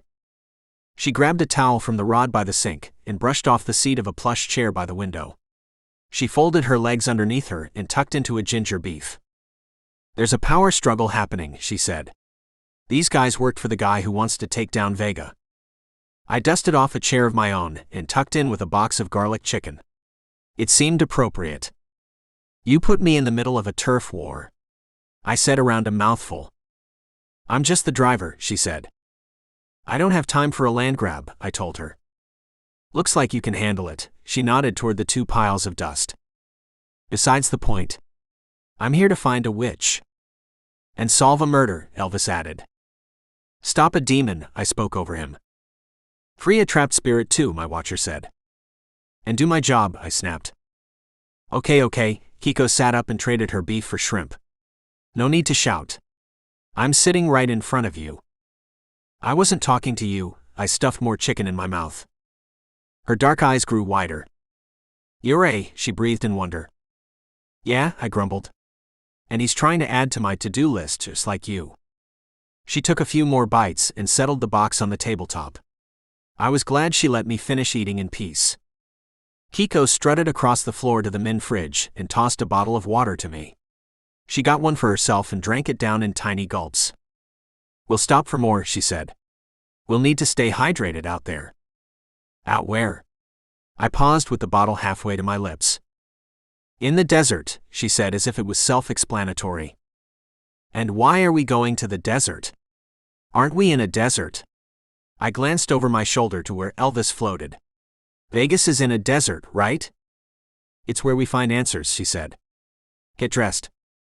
She went into the bathroom and shut the door. I don't know if she was giving me privacy or keeping some for herself, but I shucked my jeans, tee, and bomber back on while she was in there. "The crash site is in the desert," Elvis said. "I'm just saying." I sighed. I tried to make it sound world-weary and put upon. It didn't take much. 18. Chapter 18. The valet brought the caddy and Kiko climbed behind the wheel. She ignored common sense and the laws of traffic as she floored it out of the casino and crossed 3 lanes on the strip. Her hearing was more selective than mine because the sound of horns, curses, and screeching tires made me cringe, but she didn't flinch. A mad motorist caught us at the second light and let out a string of curse words through his window while he waved a gun. I flicked a finger and yanked it from his hand, then floated it across to settle on the seat between us. "Neat trick," Kiko said. Then the light changed and the other driver was drawing the horns and ire of the cars on the strip, as Kiko left him staring, wondering what happened. "You want to tell me where we're going?" She lowered her thick sunglasses and glanced at me over the edge. "You'll see," she said. Ask her if she knows where the plane crashed, Elvis said. They'll have cleaned it up, I answered over my shoulder. They don't just leave crashed planes out there. She raised her eyebrows. They would if they didn't know about it, she said. I can find 3 that belong to smugglers. Like pirates. Drugs. People, she shrugged. Lots of things in the desert. Including crashed planes. More than that. Where we're going. She nodded. You'll see. She took the interstate towards Los Angeles to the second exit 8 miles out of town and followed a smaller 3-lane highway for 6 miles. The only way I knew it was a highway was by the number on the sign. Everything else about it was deserted, which made sense in a desert. But there were no other cars, no dwellings, and no people. Everyone else had the sense to avoid the afternoon sun, except for us. And we forgot to stop for water. She turned onto a worn gravel road and began a slow bouncing ride toward a clutch of mountains that smudged the western horizon. The sun kept beating down in waves as the mountains got closer, and Vegas became a smoggy shape behind us. It was easier to talk at the slower speed, but the sun made it an effort not worth making. We drove in silence instead, even the radio turned off. The road ended in a wide circle with a small redwood sign tacked to a pole next to a path that announced a trailhead. We're hiking?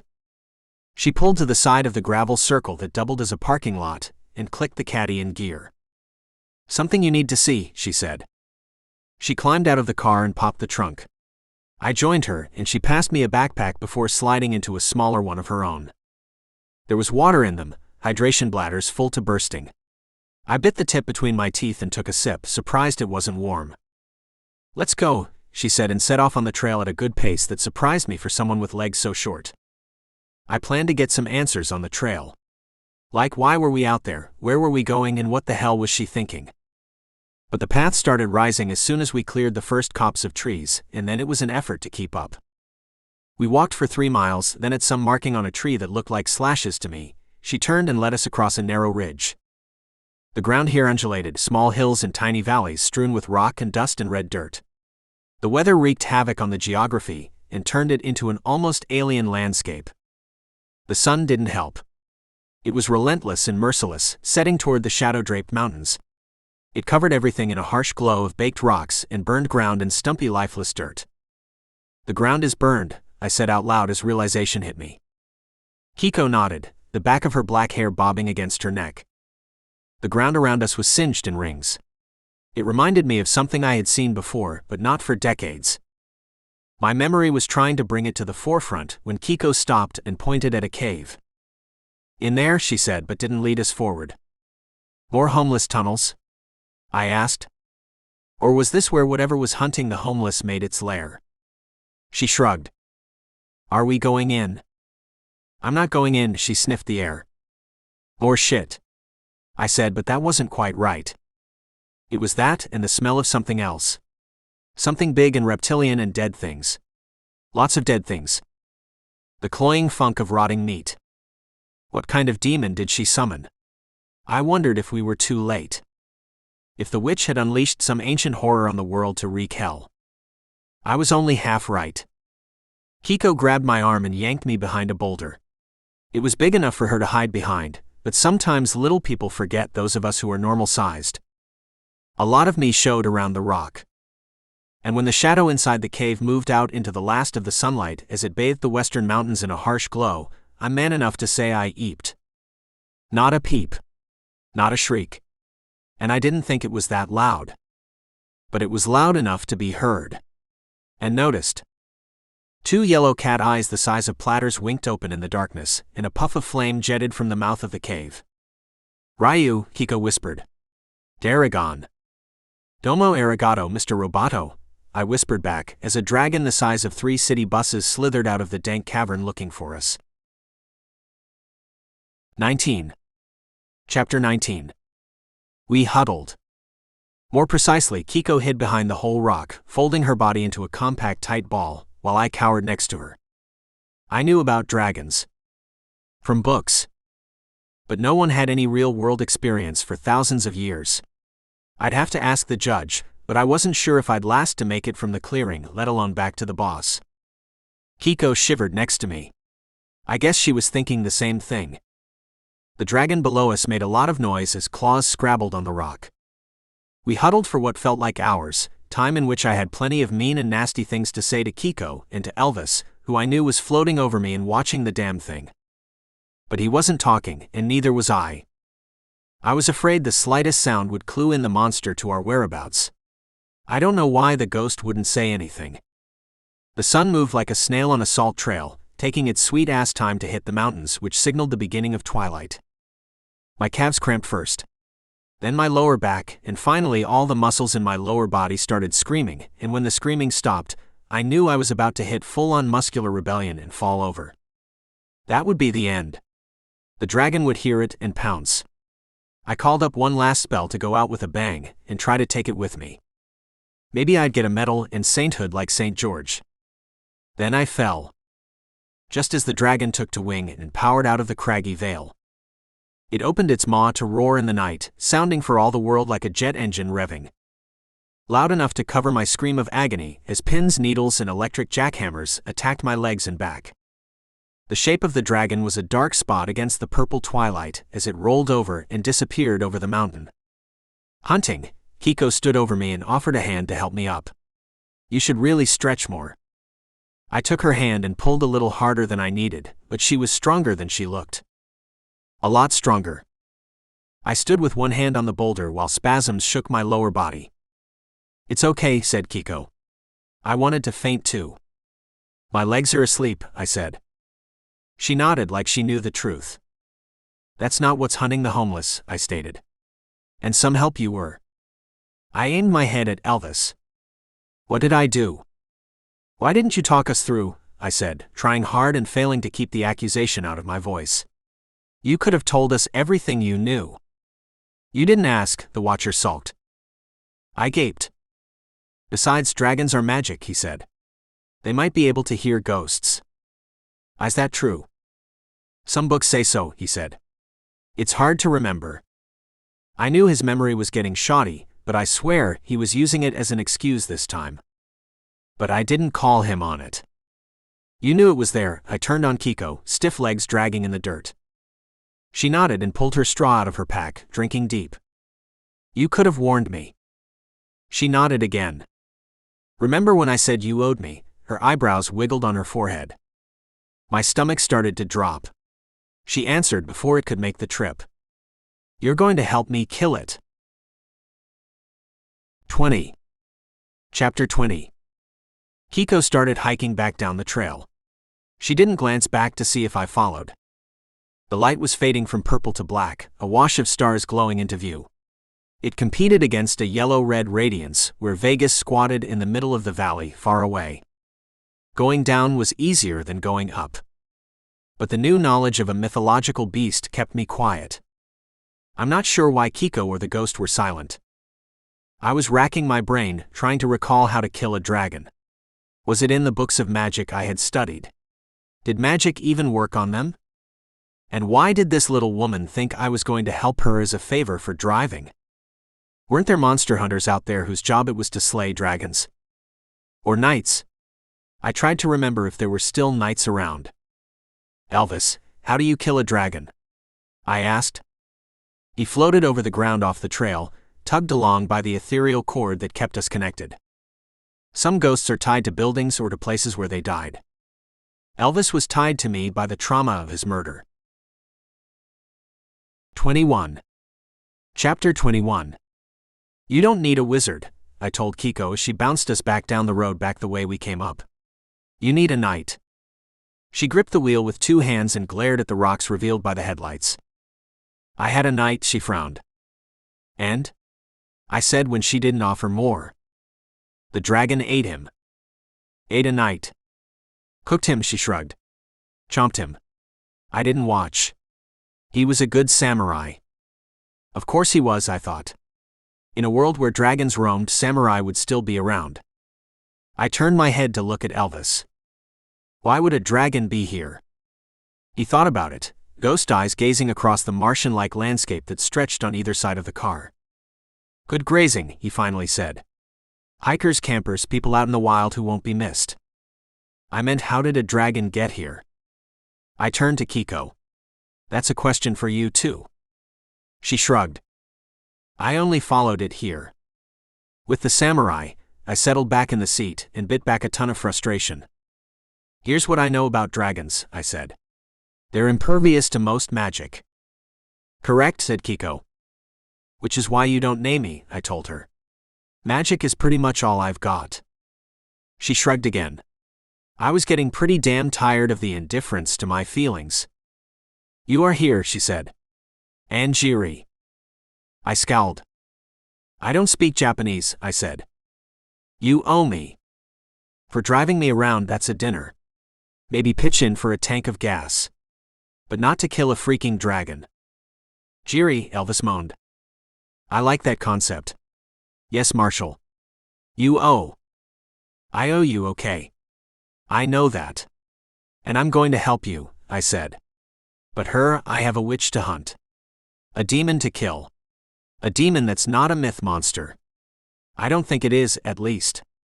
Jiri, said Kiko. Turn right, said Elvis as we reached the road. That's not the way to town, I said. I know the way, Kiko informed me.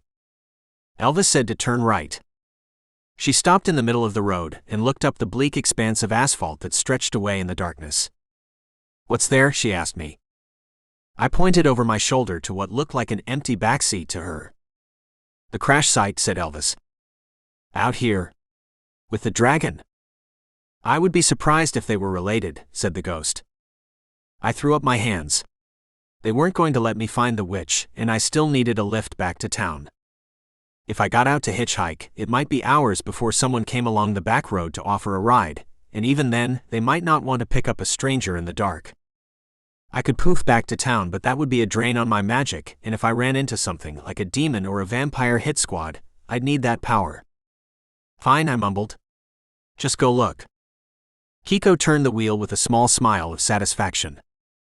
What are you smiling at? I snapped. Jiri, she said. The more I do, the more you owe. She punched the accelerator, and any curse words I might have tossed her way got lost in the grumble of the engine and the cold night wind washing over us. 22. Chapter 22. Is this it? We stood on the edge of what would be called a pasture. The grass was green. Clearing was the wrong word too, though that described the place. It was off the road by several hundred yards and hidden between two ridges. The kind of place wilderness explorers took one look at and said, nothing to see here. Maybe someone on an ATV would run across the place in the next few years. But they would have to be lucky. Like me. The crash was between the ridges, a churned-up stretch of dirt and rock 50 yards long. Bits of metal debris littered the clearing. The plane looked like it disintegrated on impact, a rolling tumble that spread parts across the dale where they burned. I don't know what I can tell from this, I said. But the ghost ignored me. Instead, he floated away, as far as his tether would let him, until I could no longer see him in the dark. Before you kill the dragon, you will share your story about him with me, Kiko said. We say please and thank you, I muttered. Don't be angry with me, Marshall, she said and slipped her arm through the crook of mine. Obligation is a serious affair in my world. As serious as the true name of something is in yours. I didn't know the extent of it, but somewhere, I had read about the cultural aspects of Japan. I knew a little bit in passing about a lot of things, the kind of stuff one tends to pick up in 95 years of living and lots of study. The judge gave us reading lists to keep us aware of how magic played across different countries. It was always possible to get called to another continent to back up a fellow marshal, though I had only been asked to help the now former marshal of the West. Japan was serviced by the marshal out of Hong Kong, who covered the Asian continent. She would know a lot more about paying back favors than I would, but so far, I hadn't had time to reach out and ask. Elvis floated back into view. This won't be easy, he said. What won't? A second ghost flitted in view behind him, and I flinched. Normally, I can handle the spirits of the dead. They look just as they did while they were living. Except this guy. He had been on the plane, but it was hard to tell if he was one of the Elvis or what. The ghost was a charred floating skeleton with chunks of melted flesh frozen in dripping hunks clinging to the hairless skull. He was the pilot, said Elvis. The skeleton's jaw moved, but I couldn't hear any sound it made. But it did make sound, that much I could tell by the way Elvis tilted his head to one side. Like he was listening. It was sabotage, said Elvis, a satisfied look on his face. Murder. Then ask him who, I said as I tried not to look at the pilot. He can understand you, Elvis explained. Well, I can't understand him, I said. Just find out who did it, and we can turn it over to the cops. I could wrap it up in a bow, deliver it to the authorities, and check this off my list. He doesn't know, Elvis answered. Great, I sighed. What does he know? Elvis listened to the sound I couldn't hear again. It hurts, Marshall, he said, and I felt sorry for him. Felt sorry for the pilot too, but the sadness in my friend's voice was worse. It was empathy, but nothing he could do about it. Is he tethered? I asked, knowing what the answer was. If the ghost was still here, he was tied to the crash. He's bound until the murders are solved, said Elvis. Unfulfilled business. The same thing that kept Elvis around, I thought. Tied to me with unfinished business. Tell him I'll help, I said inside. I wasn't sure how. I didn't come to Vegas to solve a murder, not even a mass murder, but if my haunted friend needed my help, I was going to try. Don't over-obligate yourself, Marshall, Kiko advised. She only heard one half of the conversation, the things I said, but she gleaned onto the words help and arched an eyebrow. What? I snarled. You think this is harder than killing a dragon? At least you are thinking of it too, she said, and went to wait in the car. Wrap it up, I told Elvis. See if you can get any information we can work with. I'll try, Elvis said, still sounding sad. But there isn't much to work with what's left. I glanced at the charred floating skeleton and nodded. I got it. We'll do our best, I said, and went to join Kiko in the car. 23. Chapter 23. We drove back in silence until the city came into view. The bright lights of the strip was an explosion of brilliant colors that assaulted the senses. Cars lined all four lanes, a mass of humanity moving on the sidewalks faster than the traffic jammed up at stoplights. It was a never-ending parade of people, moving, churning, surging from one casino to the next, from club to club, and one side to the other. The casinos were designed to draw people in and keep them there, working to entertain while they separated the people from their money. But people were fickle and mobile. They followed what they thought was luck from one side to the next, over the roadway and across, drinking, yelling, laughing, and planning. It was seething with energy, and I could feel it as we entered the edge of town. It's what the witch needed. Energy to feed the demon inside her and summon one much worse. I stared at the glittering lights, the kaleidoscope of colors that would make a rainbow jealous, and closed my eyes to let it wash over me. There was a hum in the air, like a giant electrical generator, pulling on the energy. Stop the car, I said, and Kiko pulled over at a red light. The light's red, she said. I don't have a choice. But I ignored her and jumped out of the car. I pulled up a spell and saw lines running through the sky, arcing from person to person, bouncing off the tops of their heads and pulling a bit of life, a bit of energy from each of them. The lines were blue in my vision, thousands of them like strands on a web, all leading in one direction. I followed. It had to be the witch working on a summoning. Because the lines were stealing from people, and that's bad magic. The worst kind. The kind of magic the judge created the marshals to stop. It was time to quit worrying about dragons and dead LV and vampire wars. It was time to get down to business. I lowered the brim of the Stetson and went to work. 24. Chapter 24. The lines looked like neon tubes floating in the sky, dancing off the tops of certain people in random patterns, but all drawn toward the miniature Eiffel Tower in front of a resort. Elvis tugged along behind me, and I could hear people sputter as he floated through them, tiny shivers of confusion running along the crowded sidewalk. The front of the resort was packed with convention buses disgorging tourists into the packed lobby. The noise level was so loud, I bet the dragon could roar outside the front door and no one would hear it. Which made me think that was why no one had reported a dragon in the area. Vegas was too loud, too noisy, and the surroundings too deserted for anyone to notice yet. Did you see the sign? Elvis pointed to the glowing marquee. It was a magic show. No, a magic convention. I grabbed one of the tourists getting off the bus, a young kid with black pants and a red bow tie. What is this? It's Magic Man, he said and pulled a bouquet of flowers out of his sleeve. Neat trick, I said. I mean, what is it? What is a magic convention? Only 50,000 of the world's best magicians here to have a rocking party, the kid whooped. Then I guess he was done with me, done answering questions at least, because he turned and walked through the crowd. I watched his head as he entered the automatic doors. A shaft of blue light bounced off his hair, and he shifted direction to follow the line. I smell bad mojo, said Kiko from my elbow. Guess you found a place to park, I looked down at her. She tilted her head and I followed the direction. The caddy was parked at the valet station, one of the white-clad men standing guard in front of it. It's okay there, she said. We won't be long. I almost asked we won't? I almost asked how she knew. But she strutted through the doors and followed the crowd before I could say a word. I was getting pretty tired of trying to play catch-up. Come on, I said to Elvis as I hustled after my guide. 25. Chapter 25. It was easy to pick out the magicians from the gamblers. They were all doing some sort of trick. I saw canes pop from flashes of light and shift into flowers or pigeons. There were sleight-of-hand artists flipping, shifting and slipping cards from behind ears, behind backs and from under sleeves. There were capes and tuxedos and spangled vests, black top hats and white gloves and variations on themes that stretched from Victorian to Gothic and all points between. And a common thread.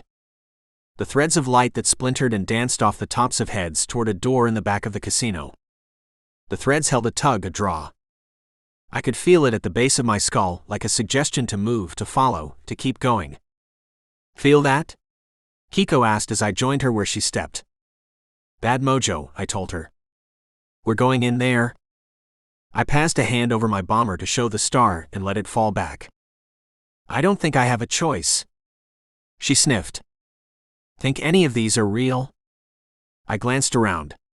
She was talking about the magicians. I nodded. Yeah, it's a good way for low-level users to hide, I said. Then this will not be good, she declared and marched toward the door. Marshal, said Elvis. The LV are here.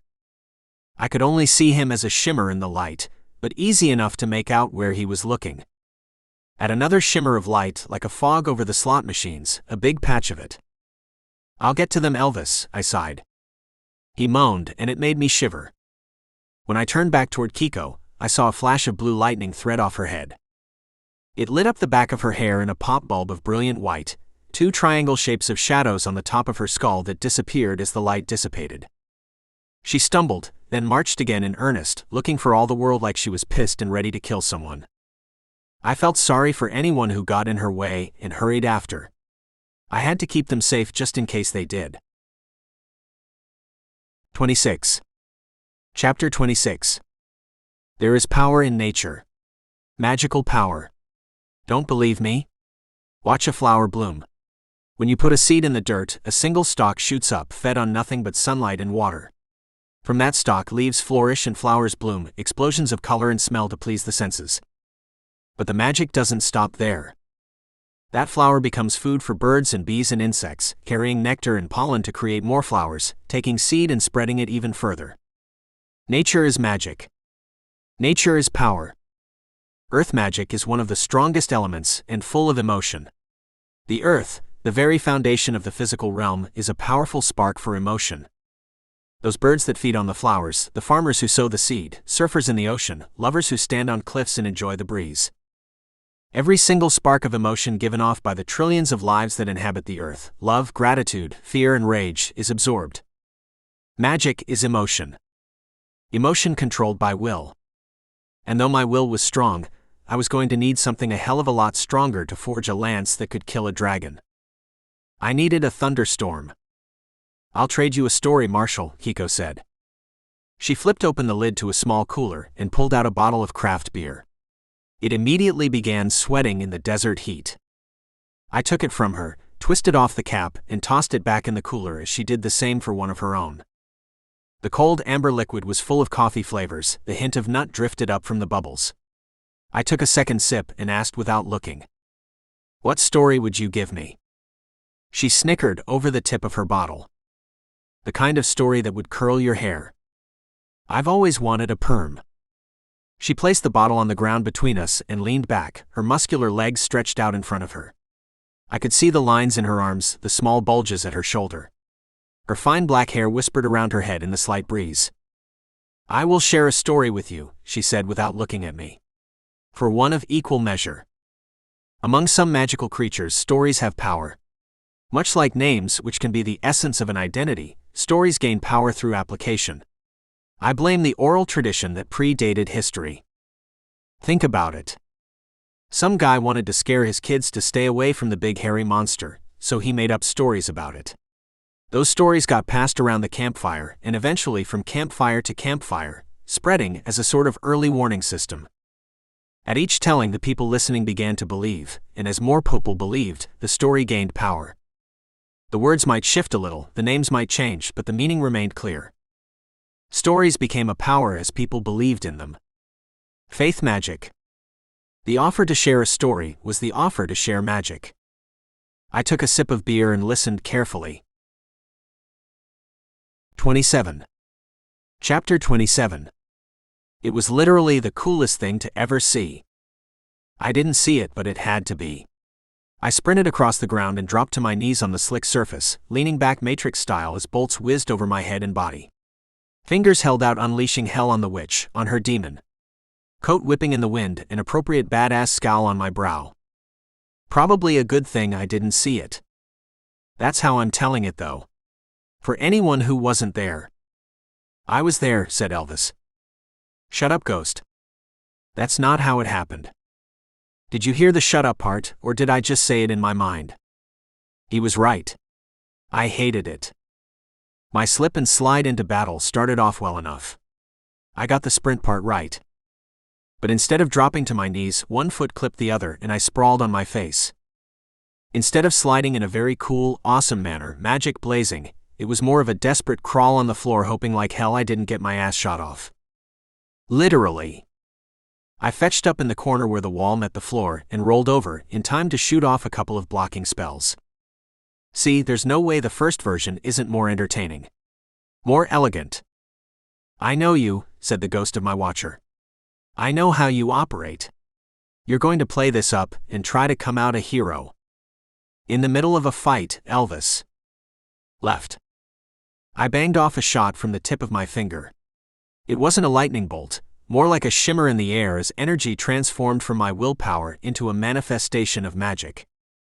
The result was an expanding circle of nothing that collided with another circle of shimmering air from the witch I could still hear cackling, until a miniature sonic boom popped her quiet for a second. A literal second. Then she cackled again. "You snort when you laugh," I called out. "You're snorting." That shut her up. But now she was quiet and doubling down on the whole try to kill me thing. I wiggled my fingers and tried to think of a way out of this predicament. Because the witch had back up. In the form of a demon, and they both had me dead on the agenda. She clapped her hands and they disappeared. Just as a SWAT team crashed through the door, red laser dots touching everything in the room. Including me. I did a little finger wiggle and pulled a magical act of my own, becoming one with the darkness. Or at least fuzzy enough that their eyes passed right over me, and allowed me to skedaddle once they walked past.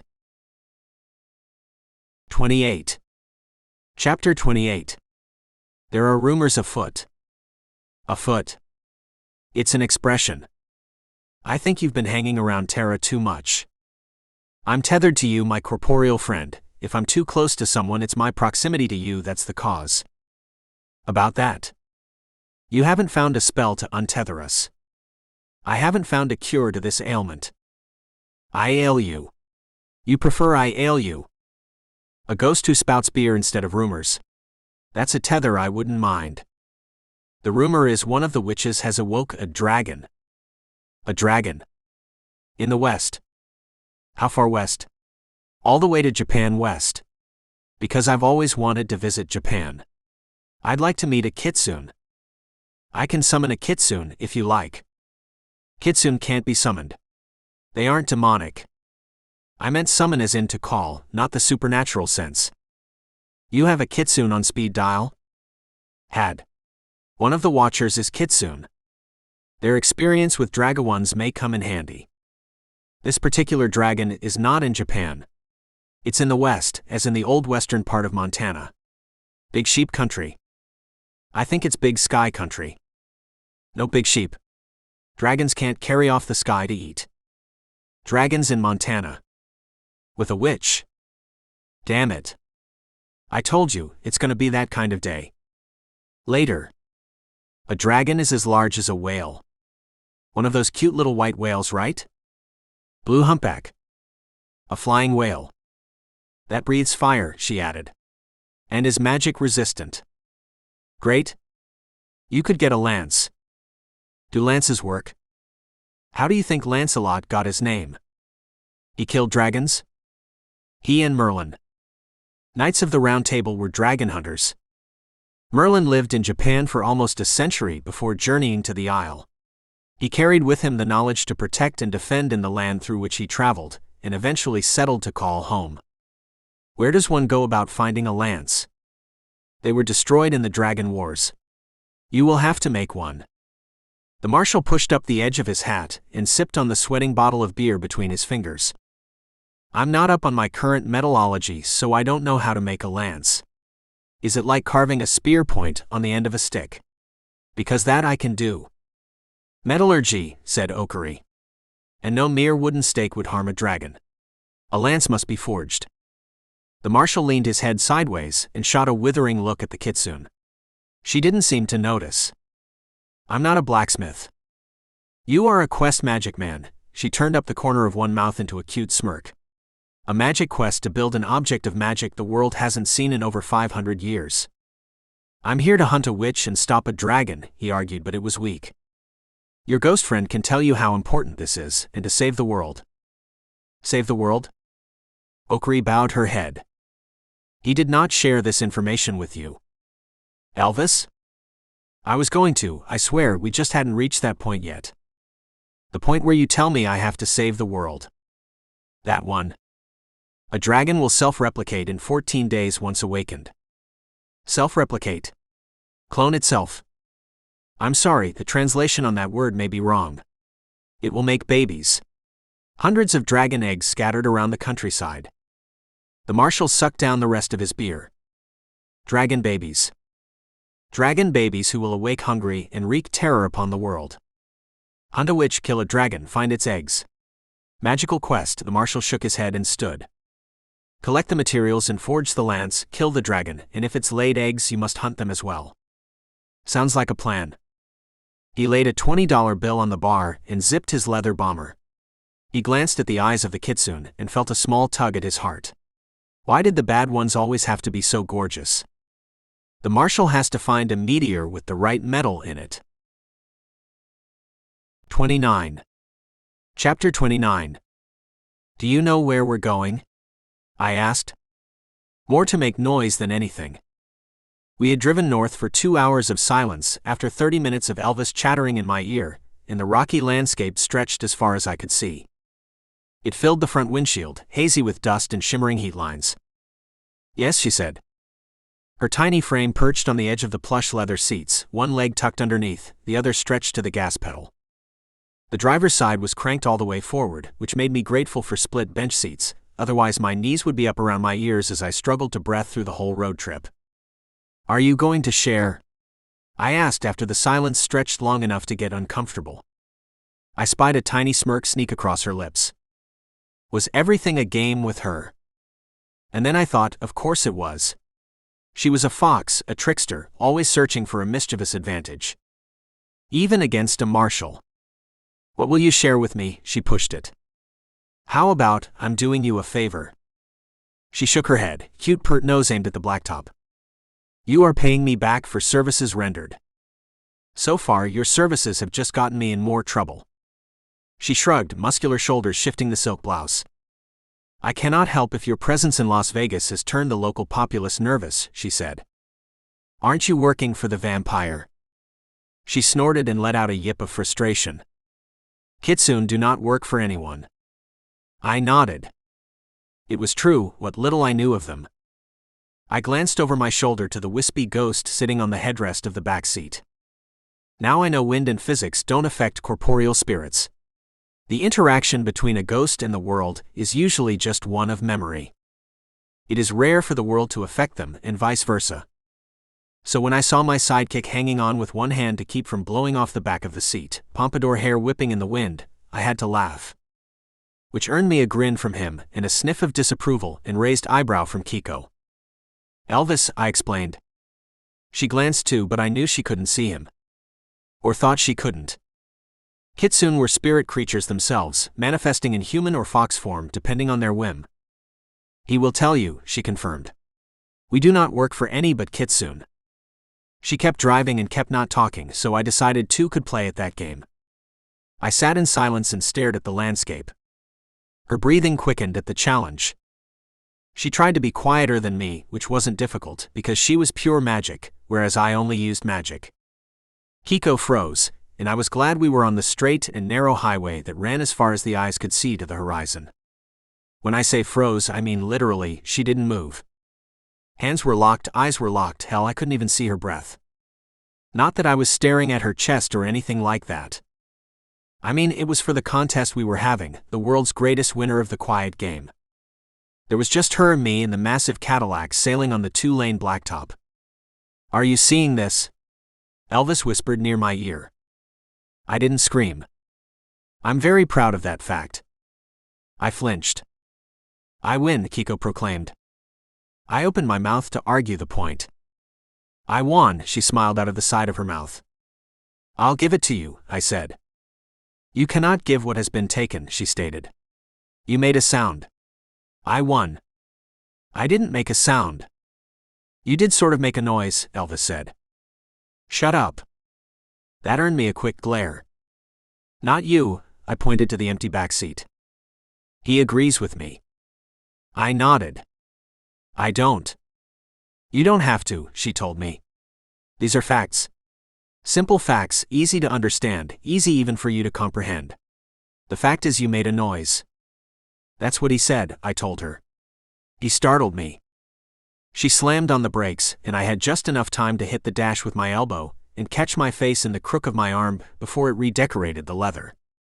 And now you're doing a good job of it too. I sat back and tried to slow my heart rate. One look at her face made my heart stop. She stared through the window and pointed. It looked like a giant eagle, except there was something wrong with it. The massive figure formed as it winged closer across the sky. It was difficult to make out details, but I wasn't sure if it was because of the size of it or the shock value. Is that? I gulped. I thought they were extinct, Elvis gasped next to me. Dragon? Kiko said, her mouth hanging open. Did anyone know there was a dragon out here? The huge beast arced across the sky in graceful flight. We watched it angle for low mountains to the west. No one told me, said Elvis. It has come from my homeland, Kiko said as she continued to watch. It disappeared against the shadows of the hills, blending in. She turned to me. This is why we came, she said. This is the trade. A dragon? It must be slain. I shot a look back at Elvis. I'm no knight. She quirked up an eyebrow. The samurai did not hunt dragons, wizard. They were excommunicated long ago. Excommunicated. She glanced at the back seat where she couldn't see the ghost of my watcher. He can explain the history. In my country, they are not extinct. They are hidden. It was my turn to raise an eyebrow. Someone would have told me, I doubled down. The judge knows there's a dragon out here.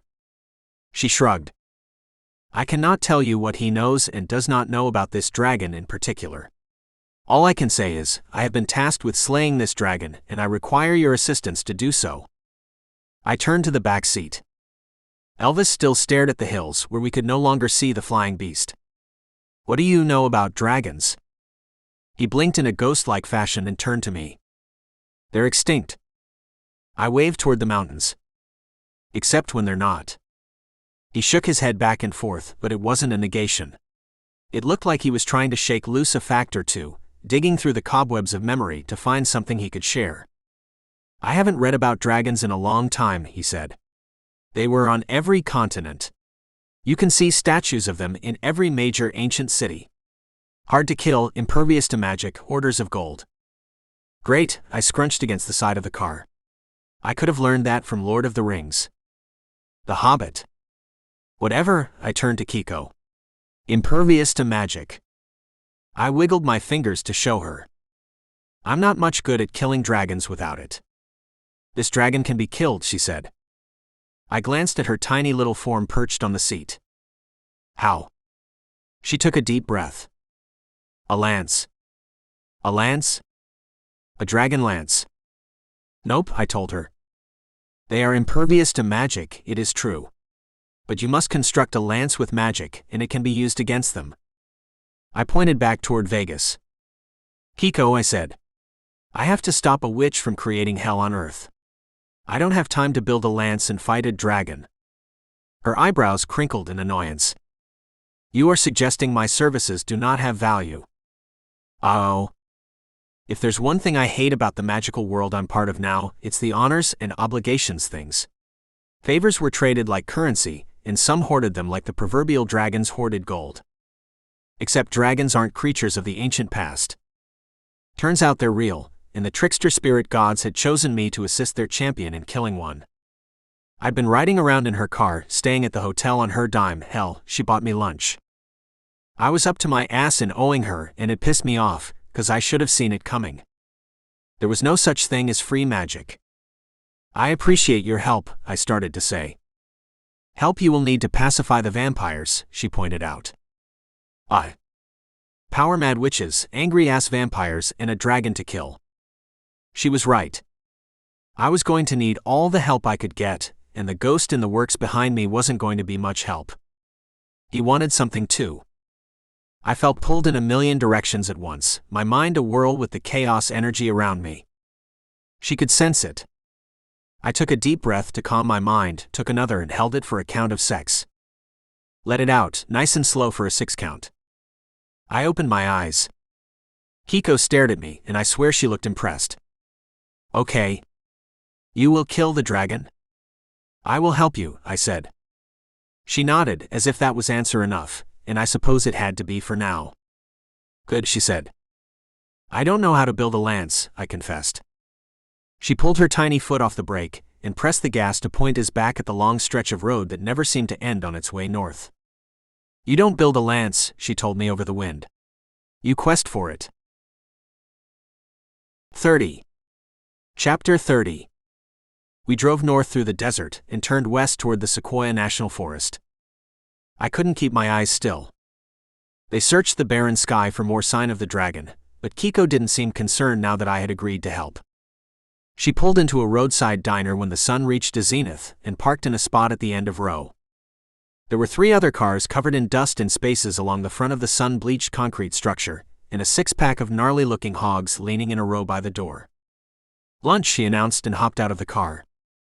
This just keeps getting better, I said to Elvis as he floated in my wake. We followed her inside. The weak air conditioning hummed in defiance of the climbing temperatures, the smell of bacon and burgers wafting through the air. A busy-looking waitress with a name tag that said June carried 2 laminated menus and motioned us to follow. It was a long, low-slung place, vinyl booths on one side and a long counter on the other. We passed the 6 bikers lined at the counter, and the other patrons packed in the booths as she led us to the last in line next to the bathrooms. Kiko slid into the one with her back to the wall and smirked at me in a way that felt like a dare. I took her up on it and scooted in beside her. June thought it looked cute, 'cause she gave us a smile around the chomping of a wad of chewing gum. Drinks? Tea, I ordered, and Kiko got a Coke. Do you know anything about making lances? I kept my voice low. She squinted at me as June came back with our drinks. What are we eating today? She smacked. Do you have steak? Kiko sniffed. Flat iron. 2, Kiko ordered. Rare. No sides. June nodded. How about you, hun? Bacon cheeseburger, I answered. It smelled good when we walked in. June took the order back and turned it over to the cook behind the wall. I wish I could have ice cream, Elvis moaned. And they have craft beer. He floated over to a metal sign hung on the wall, and I admired it. The truth was, I could use a beer. It's not every day you find out dragons are still around. And that you had to kill one. Help kill one, I amended. It so happens, Kiko pushed the straw around on her lips. I couldn't help but stare. That was part of the fox's power, a succubus-type draw that oozed alluring sexuality. I shifted in the seat and tried to think about being chomped in half by a dragon. She snorted and tossed her sheen of black hair. My family is familiar with the art of dragon handling. Familiar. We tamed the dragons of Japan, and again in San Francisco when they made an incursion on American soil. A dragon incursion. It is how I came to be in America, she grinned. You came here to fight dragons. She shook her head. My great-grandmother came to stop the dragons, she beamed with pride. Sounds like quite a woman. I made a note to do some research on the dragon issue. Right now I had more pressing concerns as June slipped a heavy plate with a mound of dripping meat, cheese, and crispy pork product in front of me. The smell was warm and heaven, and I didn't wait for Kiko to dig in. She ate like a dainty little predator, quick bites, and I didn't say a word about how she used her hands to just pick the flatiron steak off her plate.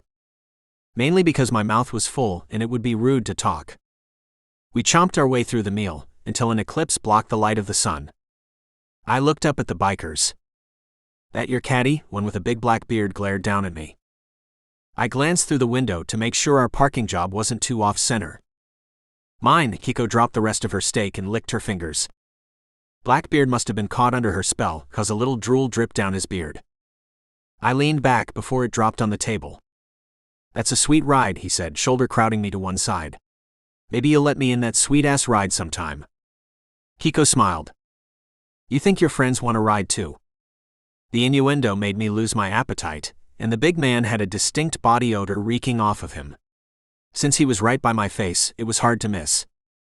I dropped what was left of my tasty burger on the plate as his friend chimed in that, yes, they would like rides too. Say please, I snapped. Excuse me? Blackbeard looked back at me. It's okay, Kiko placated. I said use your manners.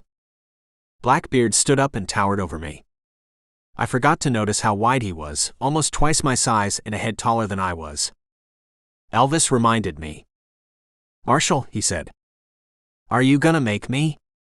Blackbeard scoffed. Why do guys always say that? I asked and flexed the first two fingers on my hand. Are you gonna make me? Like some kind of taunt. Yeah, I am gonna make you. He clenched one ham-sized fist and shot it forward from his waist in a beautiful trained karate move. I wiggled a finger to freeze it and waited for the look of surprise on his face. My head bounced off the window as I flew back against the side of the wall, elbow clipped against my burger plate. It clattered across the table and slammed into Kiko's plate, showered her with the burger and steak and juice. I tasted blood from a busted lip. Hexus, I wiggled my fingers again. Blackbeard grabbed my leg and jerked me closer so he could get a grip on my shirt. Please, he grinned around yellow wolf canines. Please, his buddies added as he lifted me up. He's warded, Elvis said in a ghost shout. I tried to warn you. I would have nodded in agreement, but I was too busy sailing up the aisle between the stools at the counter and the booths. The linoleum was clean at least. Because it damn sure wasn't soft. I plowed into the wooden cash register stand next to the door and struggled to sit up. Ronnie! June screamed as she stepped out of the kitchen. Quit beating up my customers. Ronnie lowered his head. Was the man cowering? Sorry, June, he stood in place. Are you all right, hon? June helped me stand, one arm under my shoulder, the other pulling on the magic hand that wouldn't work magic against the big bad biker man. Check please, I slurred past the blood. 31. Chapter 31. Didn't you see his belt buckle? I don't know if Kiko saw me shake my head on the other side of an ice pack pressed to my face, but I wasn't going to make it big and dramatic to show her. It hurt too much to do that. That was some spell he had, she admired. I grunted. I could manage more, but I didn't want to. Surprise the hell out of you. Stop laughing. I'm not laughing. I'm grinning. I saw the buckle, and it surprised me too. That didn't even deserve an answer, so I grunted again instead. Are you going to be in a bad mood this whole quest? Are we on the quest now? Of course, she said. It started when we left Vegas. She chased a sunset into the Sequoia National Forest, golden twilight settling over the highway as we twisted and turned on a narrow mountain road. "I tried to warn you," Elvis said from the back seat. "You could do a better job next time." My lip hurt. "I didn't think I had to announce everything," Kiko defended. "I didn't tell her I was talking to a ghost." "How are we building a lance?" I asked. I tried to recall what exactly a lance was. "A long spear. Didn't knights joust with lances?" "There's a ritual," she told me. Of course there was. Why else would you need a marshal of magic to fight a dragon? I moved the almost melted ice pack off my aching face and dropped it in the floorboard. "Bravery," she cooed. "Maybe he won't be wearing a belt buckle." She chuckled and pulled the caddy into a trailhead cut out off the edge of the road.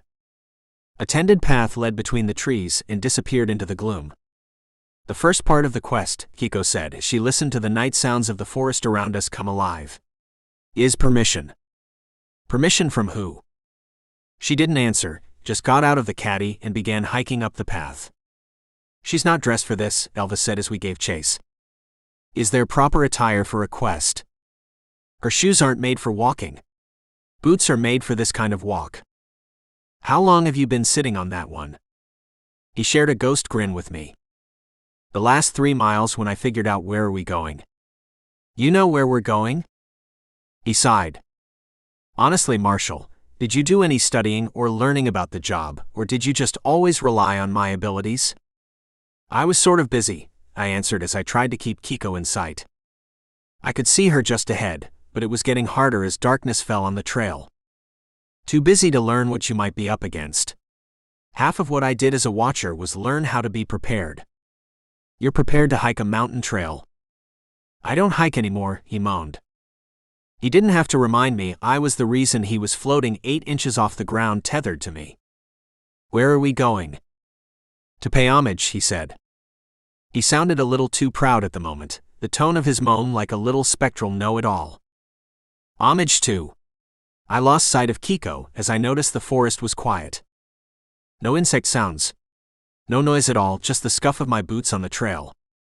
And a rumbling roar like the growl of a giant monster reverberating off the trees. "Elvis? Homage to what?" "That," he pointed toward the trail ahead. The noise grew louder as something crashed through the underbrush on the side of the trail. The frequency hurt my teeth, which made my bruised, injured face throb. I called up a spell and held it in the palm of my hand. There are some delicate magical maneuvers some wizards are capable of when the chips are down and danger threatens.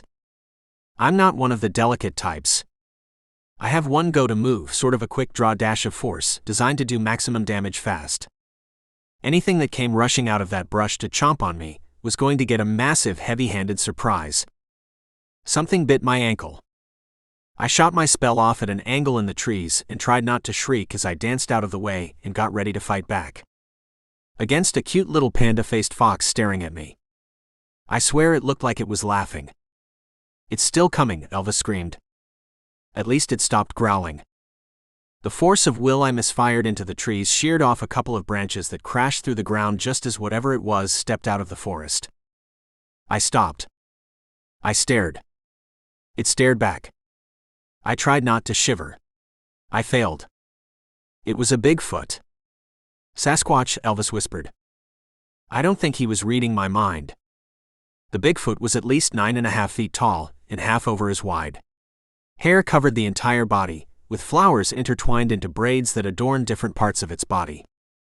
It held out a long 12-foot branch toward me and dropped it on the ground. Then it grunted twice. Kiko yipped back. I think it was Kiko in fox form. Unless there was another kitsune running around the national forest. It growled and grunted at her and slipped back into the trees. One step off the trail, it was lost in shadows and darkness. Kiko nipped me on the ankle again and I jumped. She led me toward the branch and sat on her haunches. "I think she wants you to pick it up." "I get that," I said as I bent over. It was too heavy to deadlift straight up. I ended up squatting under one end and pressing it overhead, then working my way to the middle until I could get it balanced on one shoulder. Then I couldn't turn around on the narrow trail, and had to do it all over again from the other side, all the while ignoring the chitter tee-hee-heeing from a ghost and a fox. It wasn't easy. The stumble back to the trailhead was worse. There was a beautiful moon riding in the night sky. I couldn't see much of it. The canopy of giant trees didn't let much light through, and the trail meandered through the forest, a patch of lighter shade of dark on the black earth. I kept finding other trees by knocking the end of the log I carried into them. Every time, I swear I heard laughter in the forest around us. I almost called up a light spell a couple of times, but every time I concentrated my will, I'd hit a tree or trip on a root. I decided to float the log in the air behind me next to Elvis, and built the spell in my mind when we reached the parking lot. Kiko stepped out of the woods in human form. "Thanks for your help," I slammed the log to the mulch lot. "You're welcome," she said. "When you said quest, I thought it would be a little more involved than just being handed a log." "It is." She kneeled down to examine the log. "This is a 500-year-old sacred tree." I tickled up some magic to examine it, and felt the energy thrum from the wood. "Passive," I told Elvis. "Earth magic." "Earth magic," Kiko confirmed. "Ancient. And the Bigfoot just gave it to us." "Sasquatch," they both corrected me at the same time. "Don't let him hear you call him that," Kiko added. "Big divide in that community over the name. Whole race war thing you do not want to be in the middle of," Elvis lectured. "The Sasquatch just gave you a magic branch. I used the correct name." "I asked," Kiko answered. "And that's the quest?" "Part 1. What's the next part?" She took a step back. "You carve it and we go get the next piece." 32. Chapter 32. You know you need a staff, right? I shook my head. I don't need a staff. This isn't the Middle Ages. I'm not Merlin with some crystal ball on a stick. She grinned, eyes twinkling, and the magic she infected the world with reached out and tickled my loins. Or maybe that wasn't quite magic, but hey, who's going to contradict me? "A big long staff," she teased. "The gods know you need to compensate." I opened my mouth to snap back, and she slapped me in the abdomen with a branch from the redwood. "This will do." "Do what?" "Whatever you ask of it," she said. She ran her slender hands along the coarse bark, tracing a carbon streak from the lightning strike. "Touched by heaven," she whispered. "Cursed," I suggested. She gripped it in her hands and pushed it further into my chest. I could tell if it was cursed. "This is what you need," she glanced over her shoulder. "For the lance. For your staff." She bent over and grabbed another stick, 18 inches long, and twirled it in her fingers. "You could even make a wand if you wanted." "No thanks," I answered. But I kept the branch. I didn't want to push it. Besides, a walking stick could look kind of cool if I took up hiking. The wood thrummed under my fingertips, vibrating with unreleased energy. The magic I used to carve out a 12-foot lance still lingered, but there was something deeper here. A solid reassurance that came from patience and time and connection with the earth. Magic is the quantum threads that connect all things. Some people know how to manipulate the threads, but all things on the planet have a connection to the threads. The judge explained it to me once, using small words so I would understand. "It's like showing a light bulb to a caveman," he said. "They would think it's magic. You know how to flip the switch." Elemental magic was ancient, and holding on to the sequoia that made up the lance, the staff, and the branch I set in the floorboard of the backseat just in case I felt like constructing a wand made me hop with energy. "It's beautiful." Kiko licked her vulpine lips and settled behind the wheel of her Cadillac. "We should find a place to rest," I told her. The morning sun wasn't up yet, but it wasn't too far from climbing over the clouds to the east. Carving the staff had taken most of the night and a lot of my willpower. I wanted to eat, to sleep, and maybe dream a little bit, even if it meant a nap in a roadside rest stop and raiding vending machines. "No time for love, Dr. Jones," she said, as she dropped the car in gear and slipped out of the lot. "Did you just quote Temple of Doom to me?" She hugged the shoulder as we wound down from the mountaintop. "We need more help for the next step. You can't just ask a Bigfoot to hand us what we need?" "Sasquatch," she and Elvis corrected. A giant pine cone sailed out of the forest and pegged me in the back of the head as we drove away. I heard a roar as we raced along. 33. Chapter 33. Kiko hauled the caddy left and right down the mountain while the morning sun burned through the dusty windshield and tried to split my head open. The side of my face hurt from the sucker punch from a biker, and the back of my head ached where a sequoia-sized pine cone bounced off my skull, courtesy of a Bigfoot. Excuse me, a Sasquatch. There is a difference, though I don't know why. Yet. The mysterious kitsune beside me produced a pair of sunglasses from under her seat, to fight the searing sunlight. I felt around under mine and had no such luck. I ignored her smirk. The car rode like a dream, big, massive, and heavy. I listened to the thrum of the wheels and tried not to catalog my ills, and pretty soon I was asleep. I don't remember dreaming, but I woke with a start as we pulled off into a parking lot at a market. I sat up and winced. Head still hurt, face hurt more. You need sunscreen, Kiko announced. I looked at the sign above the store that read Benton Market. You couldn't have nudged me. I touched the tender skin on my face that burned under my skin. Who said I didn't try? Did she? I glanced over my shoulder at Elvis. You were snoring pretty hard, Marshall. I don't snore. Is that what your ghost friend told you? She slammed the car door. 'Cause he's right. I could hear it over the wind. I watched her flounce into the market and debated following. I opted to examine my wounds instead. Some night, I said to Elvis as I explored the sunburn, the yellow bruise turning purple, and used the tips of my fingers to make sure bone wasn't showing on the back of my scalp. It was quite a night, he gushed. The Vegas and California watchers have submitted reports about the Sasquatch, but I never imagined meeting one in person. I didn't point out that we didn't meet him, not technically. He sort of just passed along a stick. A magic stick. Log really, that I carved into 3 pieces, but still there wasn't much communication.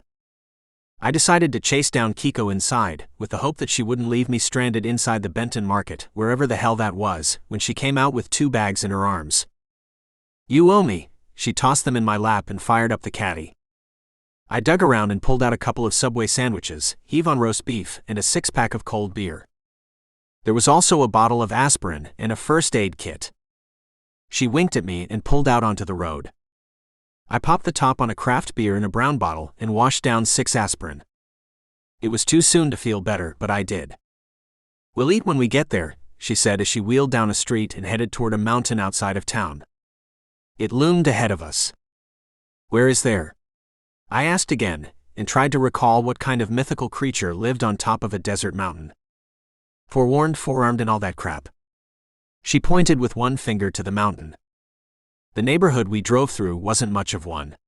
Squat mobile homes baking under the sun, dust-covered cinderblock houses, tired-looking everything. There wasn't much industry to keep people there, and I wondered for a moment why they stayed.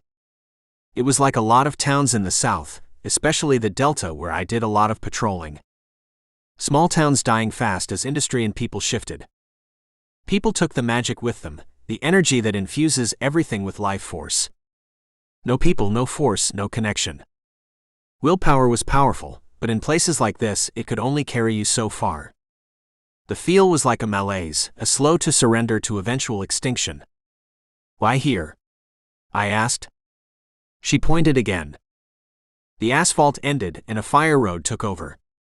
Kiko followed it to the base of the mountain and parked where it stopped on a gradual incline. Up, she said and grabbed her bag. I followed after. She turned and wiggled her fingers at the Cadillac. What are you doing? Stealth spell, she grinned. You can do that? No, but you can. I guess that was her way of asking. So I did. We hiked up the top of the mountain. I finished my first beer and stowed the empty back in the bag. By the time we made it all the way up, we were sweaty and gritty and the sun was drifting through the afternoon. There was no talking, not that we could. The trail was strewn with small rocks that shifted underfoot, and thorny bushes that reached out to snag at flesh and fabric if you strayed too far from the center. The top was a slab of exposed rock, worn smooth by 1,000 years of wind and sand and grit. Kiko sat on the rock and stared across the desert as she opened up her bag and displayed her sandwich and another sixer. I plopped down next to her and we ate in silence, washing down the tender beef with cold beer that grew warm under the sun. Elvis floated around the edge of the exposed bluff, and I watched him, looking through him at land that stretched in all directions. Boundary Mountain, she answered my unasked question. I shivered. Yeah, she agreed. That kind of boundary. It was on a ley line. I traced it with magic, and it ran all the way to Vegas. I could feel the thrum of power washing from that direction through the earth, and felt an urgent need to get back to the reason I was sent there. I wondered if the judge was going to be pissed I was off on some quest with a kitsune. If he was, I'd pay for it with a lot worse than a busted jaw and a sunburn. That was if I survived the dragon. Kiko curled up in the shade I provided with my back. "My turn," she said in a sleepy voice. She snored too, and I made a promise to tease her about it. Elvis floated over next to me, and we sat together in afternoon silence, letting the vast emptiness drift around us. I shifted awake and stared at the wash of bright stars that dotted the sky above. Kiko shivered, and I glanced down to where she slept, curled next to me on the cooling rock. How long did I sleep? I didn't die with a watch on. Elvis floated over and inspected us. He was easier to make out in the starlight. Something about the ghostly glow of light from a million light years away affected his appearance. Or maybe my pupils were just huge from the darkness, and I was paying attention. What I wasn't paying attention to was the feel of the woman curved against me, breathing into me. The rise and fall of her chest, the way her arm felt snugged up against my leg. Sure, she was just doing it for warmth, and because it was in her fox nature to huddle together, but parts of me didn't care for logical reasons. Logic went out the window when it came to warm flesh pressed together. I kept on letting her breath there for a few minutes more when I spied a shooting star. She must have felt the hitch in my breath, because Kiko stirred and glared up at me, like it was my fault she was sleeping so deep. "It's dark," she said. "Glad you noticed." "That's right, Marshall, keep up the smooth talk. You were supposed to wake me before dark." I didn't get the message. She glared even harder, if that was possible, and stood up to stretch. I pretended not to stare, and she was nice enough to ignore me when I did. Another star streaked across the sky, burning up as it skittered in the atmosphere toward the desert floor 6,000 miles below us. Kiko hopped to the edge of the wind-worn rock and studied the landscape. Her dark eyes locked onto something I couldn't see, and her cute face split in a predator's grin. "What is it?" She shushed me with one finger held up. I muttered under my breath, but shushed. 3 streaks danced through the atmosphere, blazing out before hitting the floor, but I watched her head tilt and the grin got wider. I stood up and peeked over her shoulder. A faint green fairy light moved toward the east, where the trajectory of the inbound space debris would have carried it if it didn't burn up in the atmosphere. "Got it," she grinned and turned back to me. "How well can you see in the dark?" 34. Chapter 34. It turns out not so well.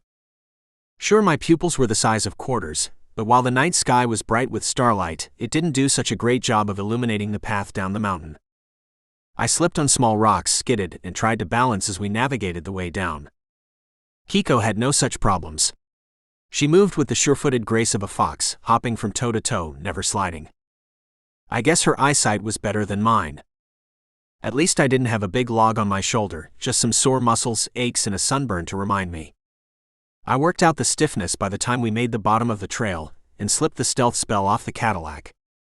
She climbed in the driver's seat, and rolled the massive land yacht back through the dilapidated neighborhood in search of the main road north.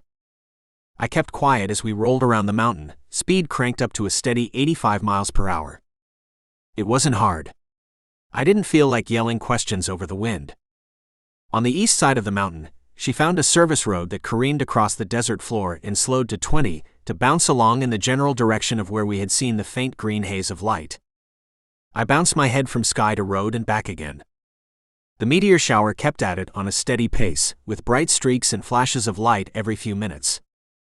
I hadn't spent much time in the nighttime open spaces in a long while, and I'd forgotten just how beautiful the sky is after dark. Light pollution had dimmed the stars in most civilized places, and since magic users congregated where the people were, I stayed in cities. Even the country back roads of the Delta one patrolled or the swaths of open pasture couldn't compare to a desert sky stretched so far from border to border, twirling in a cavalcade of blinking and twinkling stars. "Twinkle, twinkle," I hummed, and Elvis finished it up for me. "There," Kiko ignored our impromptu concert and pointed. I saw the green glow wink a few hundred yards off the road. It disappeared and reappeared again further away. She slid to a stop. "Catch it," she barked and hopped across me to chase the light across the desert. I shimmied over the seat and jammed my foot on the brake as the caddy kept going, then popped it in park and chased after her. It was a sprite or a pixie, I think. I'd seen their will-o'-the-wisp trails in the dark forests of Germany back in World War II, and knew about their merry pranks in Ireland. Kiko bounded like her kitsune spirit namesake and chased down the Phi. I heard a scream echo across the desert, and by the time I reached them, Kiko had the creature trussed up like a rodeo cowboy roping a goat. Good work, I wheezed. You need to exercise more, she told me. No time, I opened my mouth to explain. We're all gonna die, Elvis interrupted. You're already dead, I managed to say out loud. Oh, Kiko bolted into the desert darkness. I turned to see why and did not make a small sound with my mouth that sounded like eep. That was the Roadrunner or some other creature out there. You're dead, man, the trussed-up sprite giggled over his shoulder. My mom is going to kick your ass. I fought a troll patrol once. I've fought trolls a couple of times one-on-one. I'm here, they're not, so you figure out who won. I've gone against covens and demons and big bad baddies of all ilk, sort, and persuasion. I'm fast and lucky. Mostly lucky, but when it comes to casting magic, the judge picks and trains his marshals like they were the special forces of the magical community. Sometimes he even recruits from magic special forces groups, but he didn't pull me from there. The whole point being was that when encountering a 12-foot troll in the dark, you spell first and talk later. It wasn't a troll. That's what threw me off. It wasn't 12 feet tall either. Nope, it was a 10-foot tall sprite. Which was weird and odd because I'd never seen one top 2 feet before. Not that I was too in the know. That part of Phi stayed in Ireland and Scottish border of the British Isle. There were few enough in the Americas, and little lore about those who made the trip. But the lady sprite, running toward me out of the darkness, didn't seem inclined to share her history. I could tell by the snarl of rage, and the big giant metal Thor hammerhead she had on the end of her wand. She didn't stop running to swing. It was more of a sidelong roundhouse that cut the air with a whistle as it sailed at my face. I'm fast with the magic, a quick draw spell slinger, but I didn't even have time to do that. I did the next best thing. I dropped and rolled. Elvis tried to flee, but his tether kept him connected to me, so he bounced on the end of an invisible leash, shrieking in terror and fear. Mama Sprite planted her feet and tried to rock him across the centerfield fence with her hammer, but it passed right through him. He screamed louder. Both seemed to piss her off. I made it out of reach and rolled up to my knees. Bedazzle! I shouted. I don't have to say any words, 'cause the judge trained us that way. But I found that a scream, a shout, a yell can distract long enough to get a good spell off. Or in this case, turn her mama sprite head in my direction as the flashbulbs popped in front of her face. Ever seen a paparazzi brigade go nuts on a red carpet? That's what gave me the idea. 1,000 flashes of light cracked the sky in front of her face, like a strobe light on meth. Mama Sprite shrieked and jerked her head away, which gave me enough time to pop a binding spell across her ankles. She crashed down next to the other creature on the ground with a grumpy thump, and I whipped up a spell to bind her wrists too. She rolled and growled and thrashed, but my magic was strong. I got up, dusted off my hands. Sun, I waved at the sky and sent a soft glowing orb of light to float over us. I guess since I didn't blast them into smithereens, Mama decided to calm down. Either that, or she was hypnotized by the light. Sprites are creatures of the night, and by the way she stared at the orb, I guess I figured out why. If they went out in daylight, they would stop and stare and get caught. I moved closer to the two. You can stop screaming now, I called to Elvis. He bounced a few more times on his tether as the shrieks drained away to moans.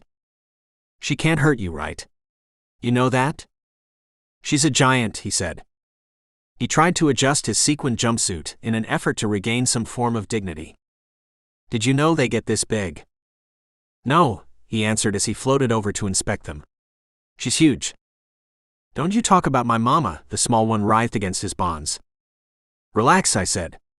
It's just an observation. I tried to pick up the fallen warhammer, but it didn't budge. Do you have to be worthy or something? No, the Mama Sprite sneered. It's just heavy.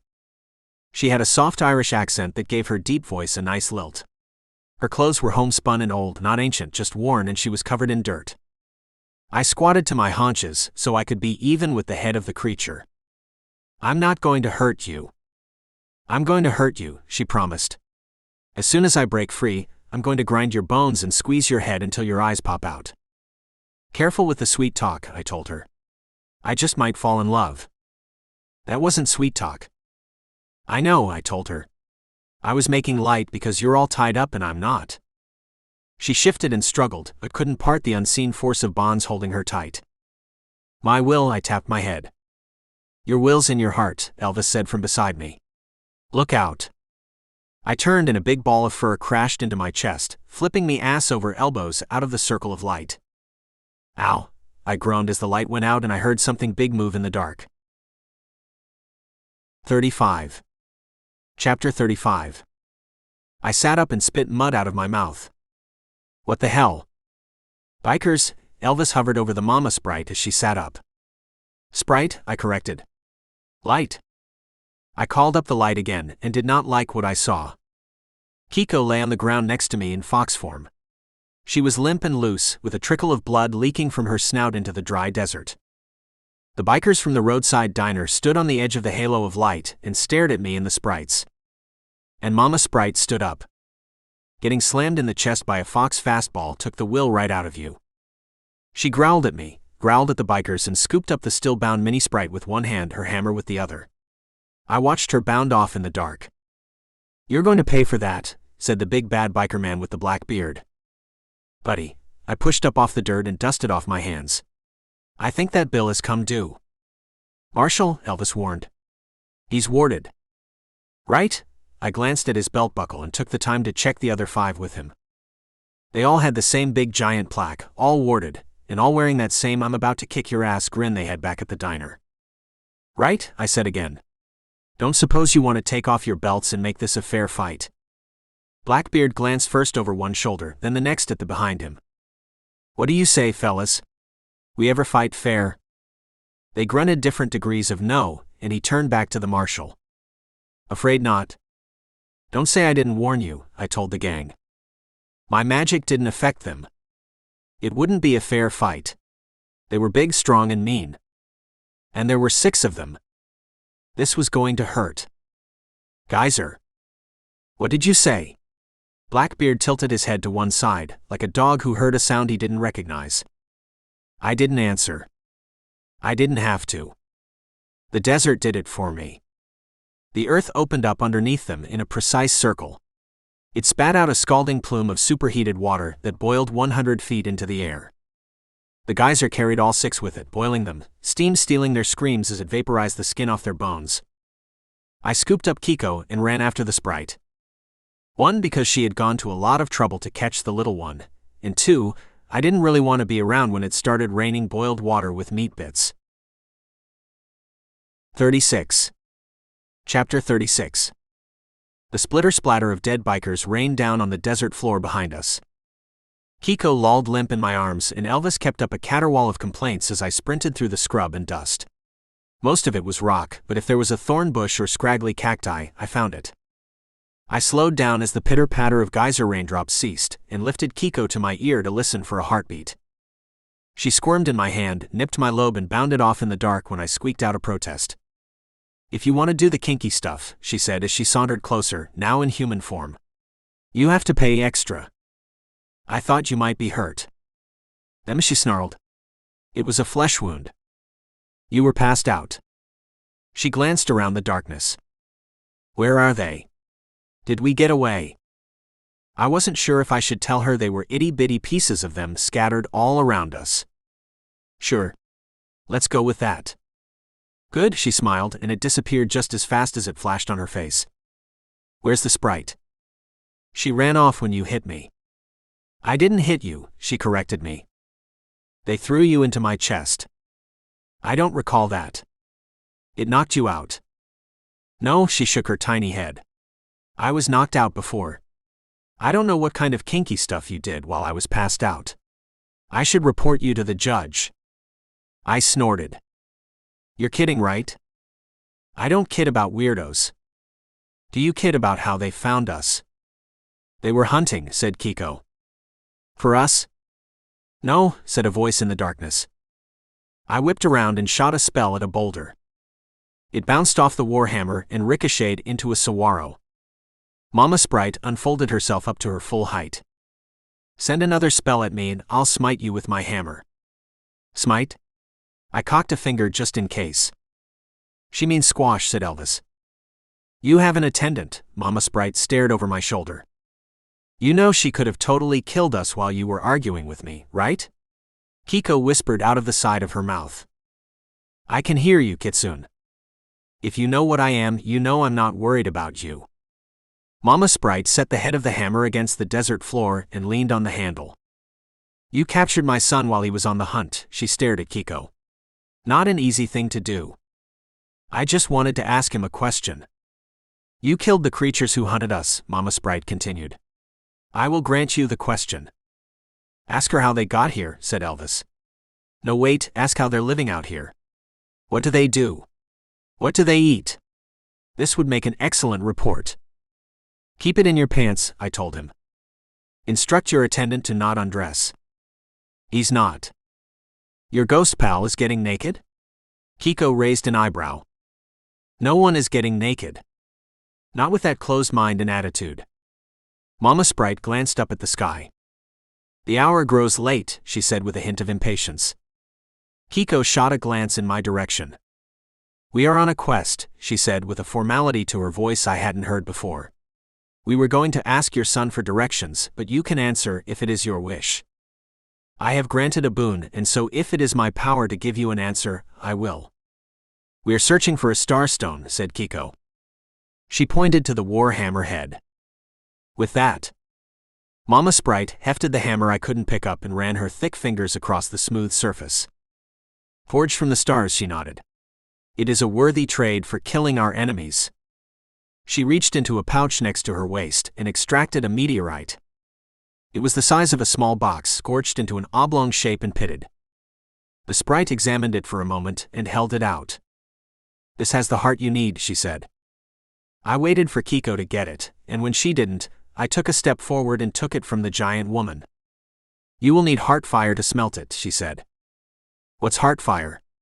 I asked as I examined the rock. It was rough to the touch. I imagined it had to be pretty large to make it through the atmosphere, and wondered for a moment how big of an impact crater it made when it hit. You mind the craters? I said as I realized what the sprite and her offspring were doing out here. Of course, she answered. We gather the fallen stars to make magic for our people. With heart fire? Kiko sighed. You know what it is? I whispered to Elvis. Never heard of it. I know, Kiko answered. Then you have what you need. Mama Sprite lifted the hammer over her shoulder and stomped off into the darkness. Guess we're done, I said. I know where to go next. She marched ahead of me, and I hurried to keep up. What kind of magic uses metal from asteroids? I asked Elvis. He floated from one side of me to the other. Or magic. I tried to recall who the sprites were at war with. Under normal circumstances, they were peaceful. Sometimes their mischievous nature got humans hurt, but that was by accident instead of design most of the time. But that big mama looked like she had been at it for a while, which made me wonder just what they were up to. With who? I asked. Elvis shrugged his ghost shoulders as Kiko led us back to the caddy. Marshall, she screamed as she opened the door. Why the hell is my Cadillac washed in blood? 37. Chapter 37. The water coming from the stream was snowmelt, and my hands were frozen. We had done our best to make do with what we had to clean off the seats of her car, but Kiko insisted on stopping at the first car wash we passed. Except there weren't any. No car washes because there weren't any towns as she drove us north from the desert and back across the border. Just mile after endless mile of desert. I thought she was going to take the road to Boundary Mountain, but she passed it by and kept rolling further north and west. I didn't know what was up there, and wondered where we would stop when she hauled the wheel to the side of a bridge at the first strip of green we crossed. You made the mess, she said. I cleaned the car, wetting my shirt and wiping up the chunks and bits of what once were men. Then I cleaned me while she examined the meteorite. What's the next step? I asked. We forged the lance. I skipped lance making week at school, I said.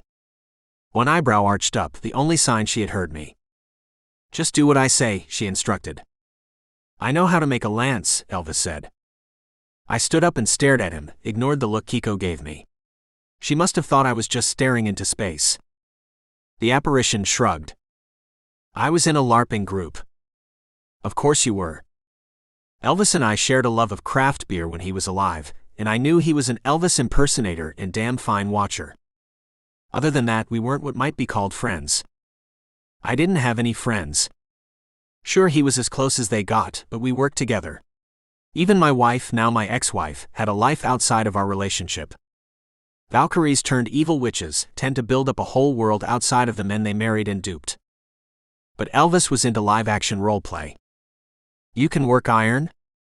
Technically it's not iron, he said. It's not iron, Kiko told me from the front seat of the car.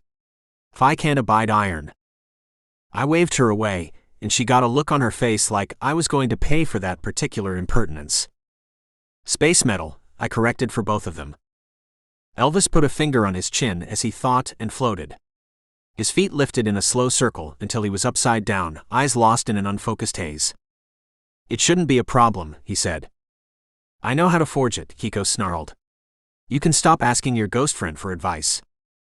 I squeezed the last of the water from my tortured t-shirt and lay it flat on the back seat to dry while we drove, which left me bare-chested under my bomber jacket. We need a fire for a forge, I told her. Are we going to get some special wood from a tree nymph? Does it have to be blessed by Pan? Kiko snorted and cranked the caddy. Thank the ancestors we're not dealing with Pan over here, she said. We peeled away from the side of the road, and I braced my foot against the floorboard to stay upright. 38. Chapter 38. It wasn't easy. Kiko cocked up a seared eyebrow. You think? No, I mean, it could have gone better, I said and lifted the makeshift bandage on the back of my hand. But at least it's done. I patted the 12-foot wooden lance that angled across the back seat and jutted over the trunk. The tip was a sharpened point of meteorite metal forged in earth fire, which technically was magma from the volcano under Yellowstone. Elvis straddled the lance like Slim Pickens on an atomic bomb and rode through the wind as we headed south toward the desert north of Vegas. It is done, the Kitsune agreed. Now we go meet the dragon at its lair. What is that, like a cave? A mine. That makes sense. Dragons like to hoard treasure, so a mine would be a perfect lair. You know how to make a lance, you know where it is, I said. Any ideas on how to kill it? I could snap it with a spell and break it into a million pieces, but dragons were impervious to magic. Hence the lance, even though magic was used to create it. I wondered if someone more educated than myself could write a paper on the quantum effect of subquark reality when it came to just how magic interacted with our plane. That science would have to cover trolls and elves and fae and fairy, plus a couple of gnomes and ghosts. Suffice it to say, I was happy enough knowing something as beautiful as magic existed without understanding just how it worked. You flip the switch and the light comes on. Doesn't matter to me if the filament is charred bamboo or a polycarbon aggregate full of inert gas. It just had to work. Stick it with the pointy end, Kiko said, and I laughed out loud. She liked one of my favorite shows. Good advice, I told her. You know nothing. I nodded and grinned. The burn on my hand was healing fast thanks to a small spell that made it tingle. The air through my hair felt pretty good, and I could probably use a shower. And a nap. A long nap after a big meal. We hadn't eaten since the sandwich the day before, but we could both feel an anxious time crunch. It was like a cloud of storm energy brewing on the Vegas horizon. We couldn't see it, the city was yet too far.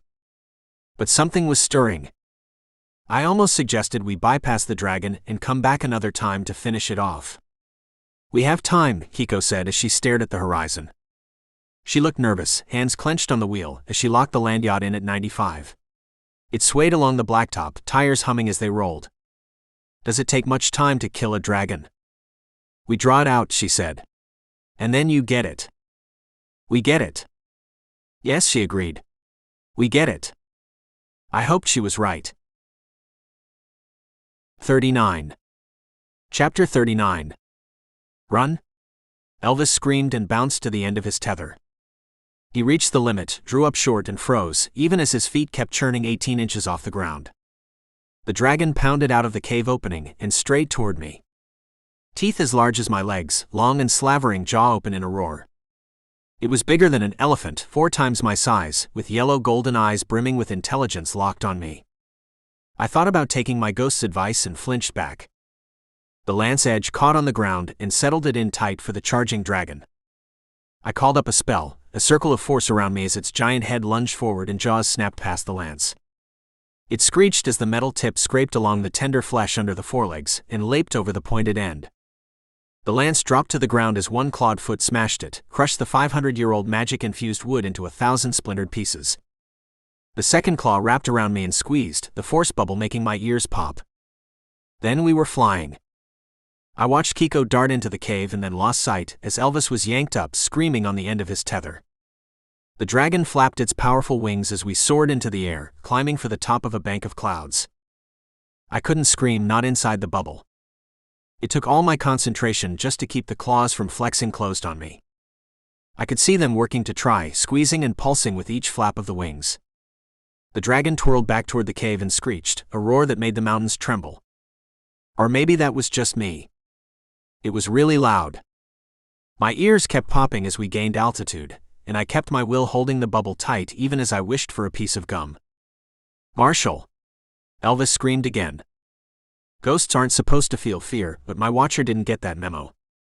That or his fear of heights was just so pronounced it followed him into this purgatory.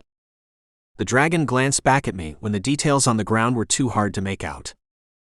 Then I swear it winked before it opened the claw holding me. Gravity did what gravity is supposed to do, and dragged me back to Earth at 32 feet per second squared. I had enough time to make a grab for Elvis as I passed him, one arm going right though, before we both were jerked earthward. No time to scream. Besides, the ghost was loud enough for both of us. Spells went through my head, popping and flashing as I flicked through a catalog of what might work, what wouldn't work.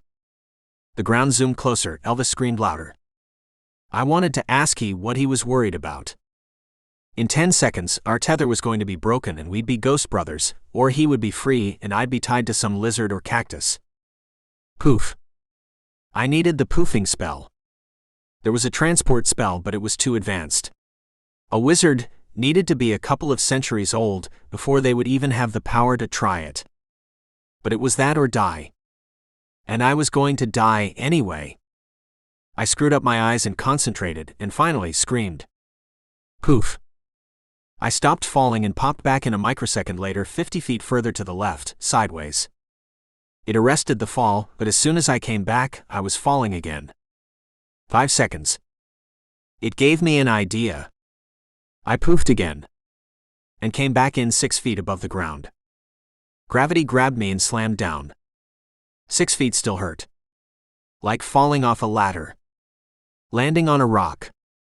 But it beat the hell out of 5,000 feet. I tried to breath. Couldn't. Air wouldn't go into my shocked lungs, my diaphragm wouldn't work. Elvis kept screaming, unaware that we were on the earth, or just too shocked at the sudden in and out and ceased motion. A shadow floated across me, and I remembered the dragon. The dragon that dropped me from the sky. I elbowed my way up and saw Kiko run for the caddy.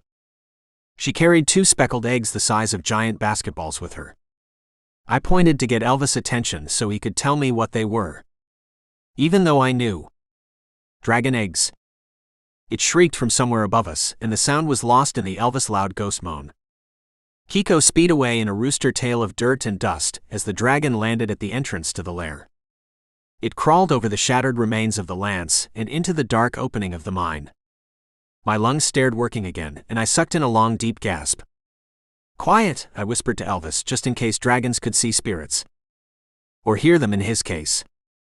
He shut up and bounced on the end of the tether, trying to pull or assert me away from the cave. Run, he moaned. We have to run. I didn't disagree. Running was out of the question. I ain't too proud to crawl. When the dragon screamed from inside the cave, I crawled faster. 40. Chapter 40. I crawled down the narrow rock-strewn path we had used to reach the abandoned mine when we parked. It was more of a gully where rain runoff had carved the path of least resistance through the soft dirt and rock. A path split off from the main stream bed, and I followed it, thinking that if the dragon chased the trail toward where Kiko had parked or the Cadillac, I wouldn't be in a direct line of sight. Not that there was anything to hide under, mind you. The desert had no brush this high up, no trees, no bushes, no nothing to hide. Except magic. I could use my magic to hide, I realized. At the same time, I noticed I was too scared to even be breathing properly. That might be because of the fall, or the landing to be more specific. Either way, I caught my breath, cast the camouflage spell that made me blend in with the rock. Or at least I hoped it did. Again, no knowledge of dragons meant I didn't know if they could see through magic spells. They were impervious to my magic, and apparently earth fire magic didn't work on them either, because he smashed the dragon lance like it was a toothpick. I corrected because I didn't know if dragons have sex. Excuse me, male or female, not dragon sex. I must have hit my head harder than I thought when I landed. Elvis was nice enough to keep quiet under the cover of the spell, so at least the dragon wouldn't hear him. It roared again and took wing to soar up into the air. I watched it circle around as it looked for Kiko and the stolen eggs. Maybe Kiko had popped a spell of her own kept in reserve because the dragon couldn't seem to find her. I didn't see a plume of dust or any trace of where she had gone. "Do you think she's coming back for us?" Elvis whispered. I didn't answer. She was a kitsune, a trickster spirit fox. That kind of spirit meant maybe she had tricked us into doing her dirty work, and all she wanted was the eggs. I didn't know much about dragons, but I knew on the magical black market a dragon egg was a rare thing indeed. Mostly because people thought dragons didn't exist anymore. Dragon eggs would be worth millions of dollars. Maybe multiples of millions. I couldn't count that high with my boots on. The divergent stream bed kept worming the way down the side of the mountain, and I followed it. It led all the way to the 2-lane country road we had followed to reach the mountain, and I crawled into a culvert under the pavement, hiding in the shadows. A scorpion marched back and forth next to me, holding guard against further incursion, and I respected his boundary. I wanted to stay near the outside anyway so I could keep an eye on the sky. Every so often the shadow of the dragon winged past, and I saw it for a few moments gliding in wide circles as it kept watch or kept searching. After half an hour or maybe longer, it let out a mournful cry that shook the earth and climbed higher in the sky until it disappeared. "Is it safe?" Elvis asked. "I don't know," I peered up. My eyes hurt from staring at the glaring brightness for so long. I gave up and crawled out of the culvert. The road above was empty. "I guess she isn't coming back," I sighed. I wasn't sure if she would. I had hoped, but I guess that was in vain. It made me wonder if all I had been to her was a way to get the eggs, which made me mad. I fumed on it as I walked on the side of the roadway. The shoulder was no wider than 6 inches, but I didn't worry about straying too far over the faded yellow line. There was no traffic to worry about. 41. Chapter 41. Forgotten is the wrong word. "Sir." The concierge stood in front of me, and I had to remind myself to close my mouth. He examined the magic-carved staff. "Did you get this at a roadside stand?" he admired. "It looks handmade." I almost corrected him as I reached for it. "She left these for you." He passed over the staff and wand. I took them in grimy hands and held them for a moment. "Anything else?" I croaked past a dry throat. "Just a message." "And it is?" I prompted when he gave me the once-over twice. I know what he saw. I was covered in road dust, battered and tired after 10 miles on a country road and hitchhiking back to Vegas. I had a throbbing bruise on the side of my face, and I probably looked pissed. I have been told my angry look is one for the record books. Or maybe I just looked pitiful. "She filled the fridge just for you." "That's it." He glanced at the sticky note in his hand and nodded. "Great. Probably a practical joke of some sort. Another trick from the trickster fox, a last screw you before skipping town with $1 million worth of dragon eggs.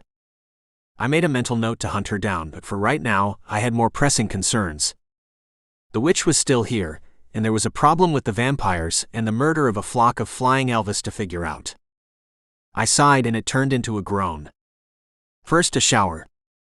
A shower would clear up a lot of things, not the least of which was my gritty, grimy state of mind. I shuffled through the opulence of the hotel lobby over to the elevators and pulled a spell into the palm of my hand while it opened, and I wrote it up. Just in case. A well-dressed couple stepped in after me, took a look at my clothes and stepped out before the door closed. I didn't mind the privacy. The hall in front of my room was clear, which I considered a good sign.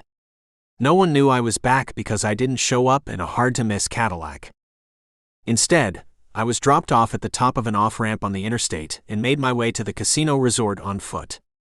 The door opened to the magnetic lock, and I used magic to flip the curtains open, letting light flood the room. It was empty. Elvis floated in behind me. "You should go in first," I told him. "And get attacked first if someone's waiting to ambush you. You would hurt less." He shook his ghost head. "I've got more to lose," he told me. "The right kind of magic, and I go bye-bye forever." I kept the spell ready as I checked the fridge.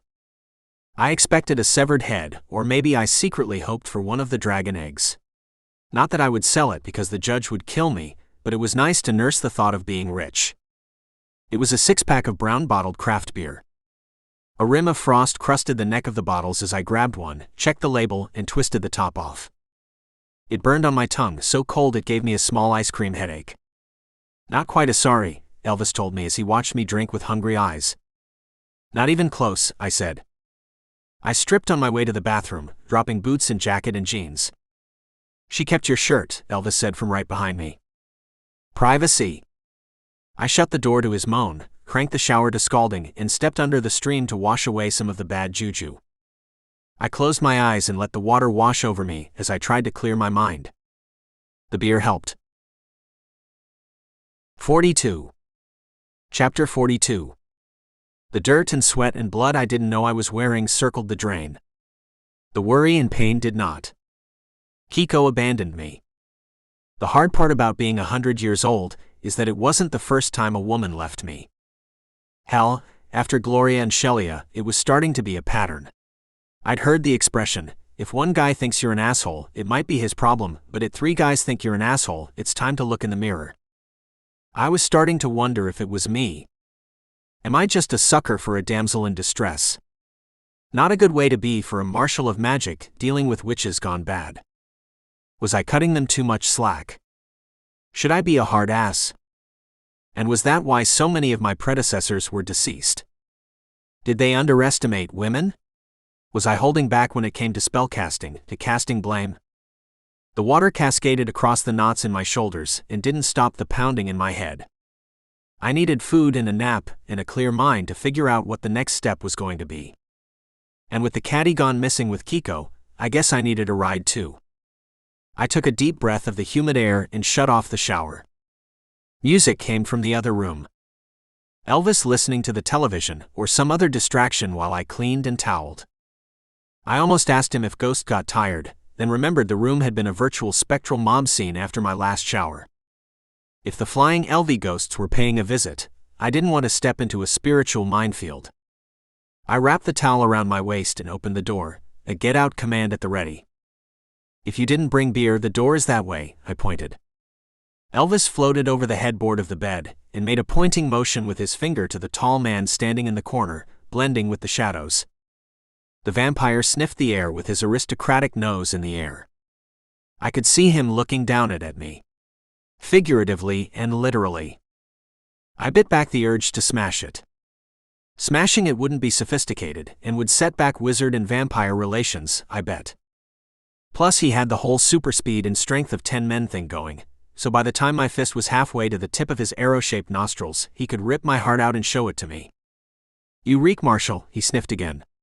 1932. Not a very good vintage. I shrugged my shoulders. "I just got out of the shower," I said. "Do I offend?" He didn't smile. "That's okay." I wasn't smiling either. "I have 200 years of," he started to say. His chest exploded in a loud pop of slushy air. I did it. I admit it. I didn't have to wiggle my fingers or call out a complicated spell in Latin. Magic is willpower operating on a quantum scale.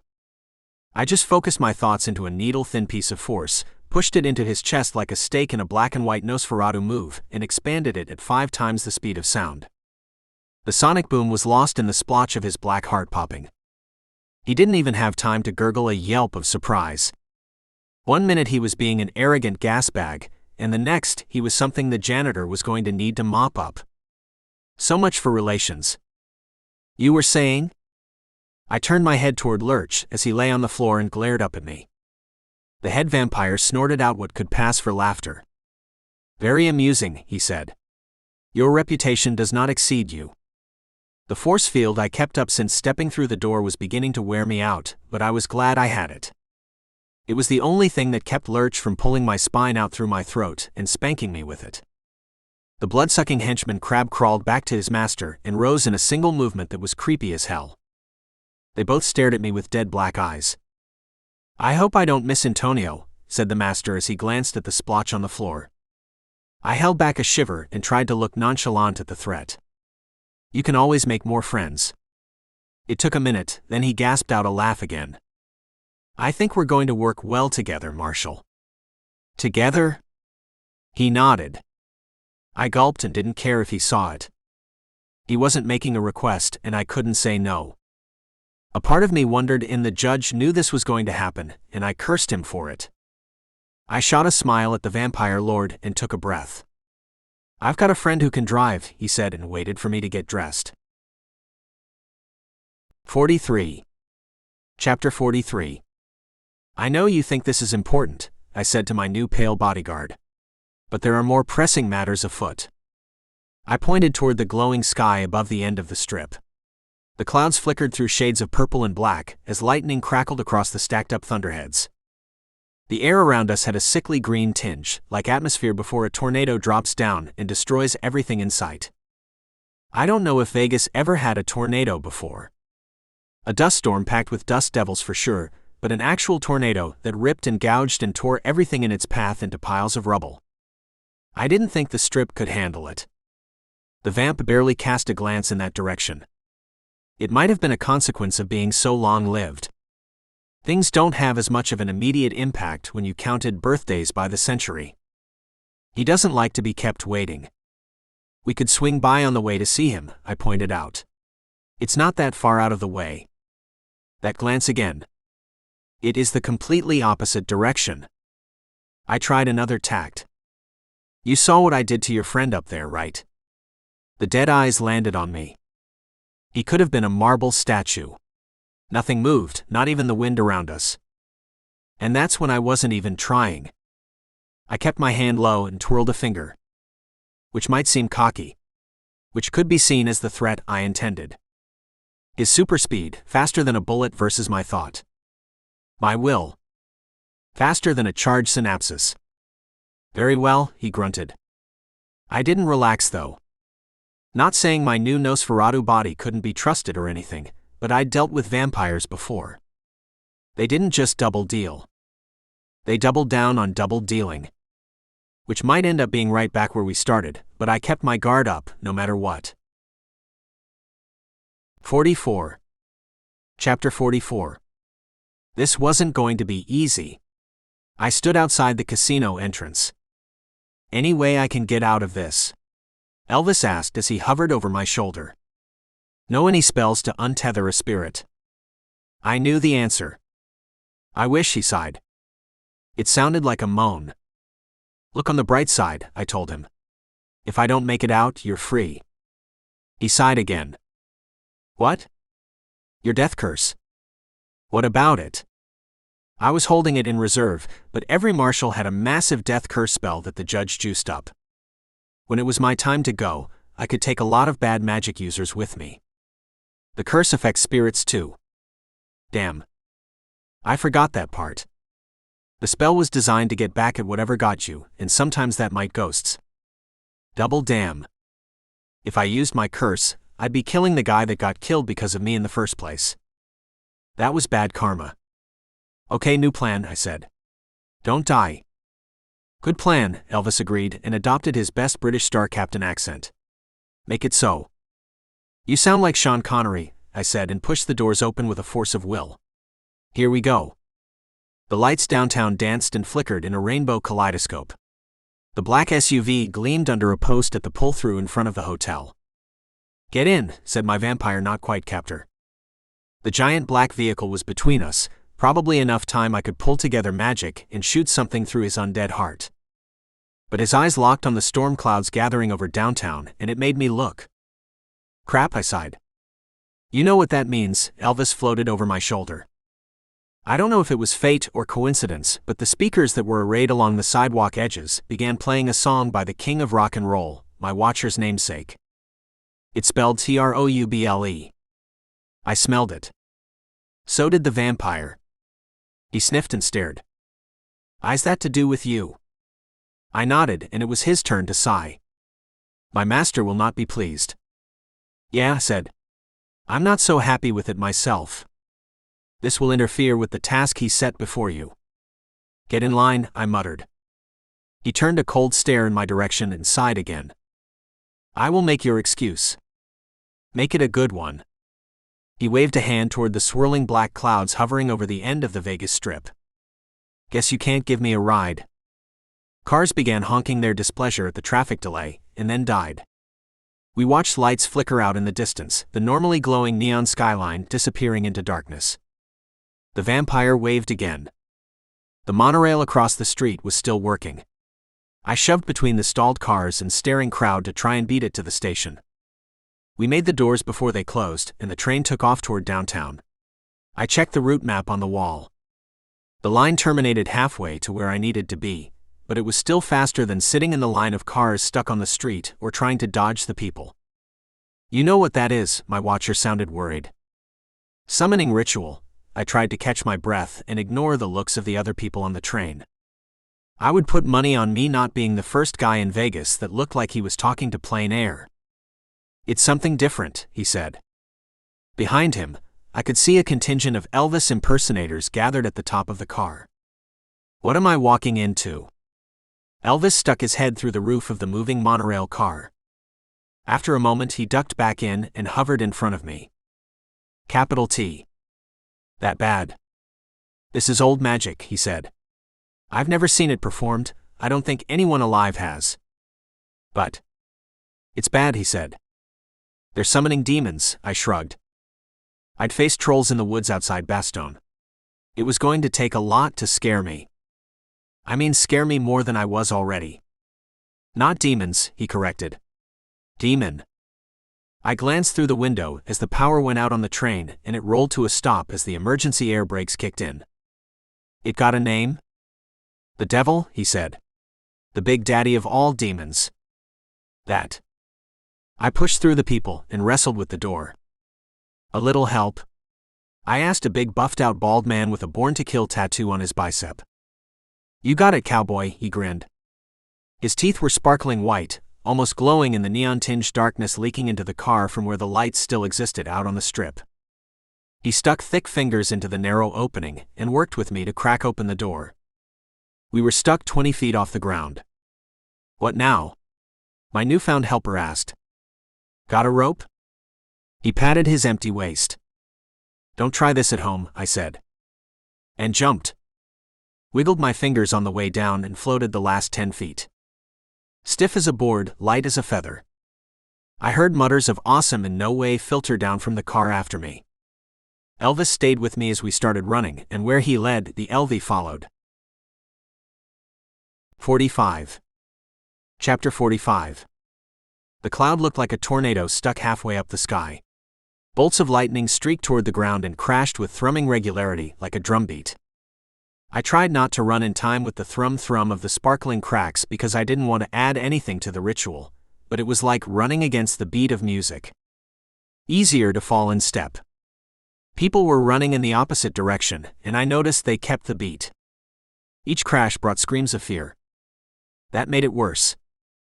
The air was charged with electricity, charged with emotion, and the witch building the ritual was pulling on the emotions. Adding it to her will, making the magic stronger. I could feel the pull of it tugging at me. Darkness, and the storm and the uncertainty of it all was terrifying. All created for a purpose, the chaos a breeding ground. Thrumming. A bolt of lightning streaked from the sky and crashed into the car beside me.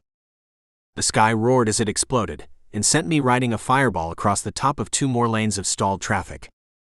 I landed in a rolling heap as Elvis swooped in. "Are you all right?" "No," I shoved up and tried to stop the world from spinning. "I just got blown up." "She's getting stronger." He was right. The air was charged, filled with screams and wails of terror. It sounded as if the sky itself was screaming, and I imagined it was.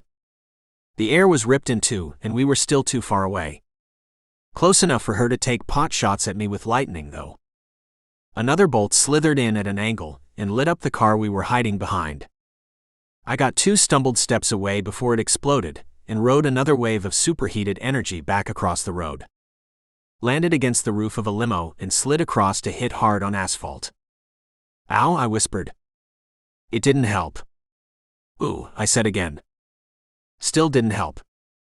"Maybe if you stood up," Elvis offered. "Thanks for the suggestion," I struggled up. "We're out of time," my watcher said as he stared at the sky. The WTICH stood in the middle of an intersection where 4 resorts met. All 12 lanes were empty except PT for a sigil scribed in blood across the asphalt. The bodies of the Vegas homeless were scattered around the cardinal points, crimson splotches on the white lines in black tar. The witch cackled as she spied me again, reached out a finger and pointed. Lightning danced along her purple nail and sparkled straight at my head.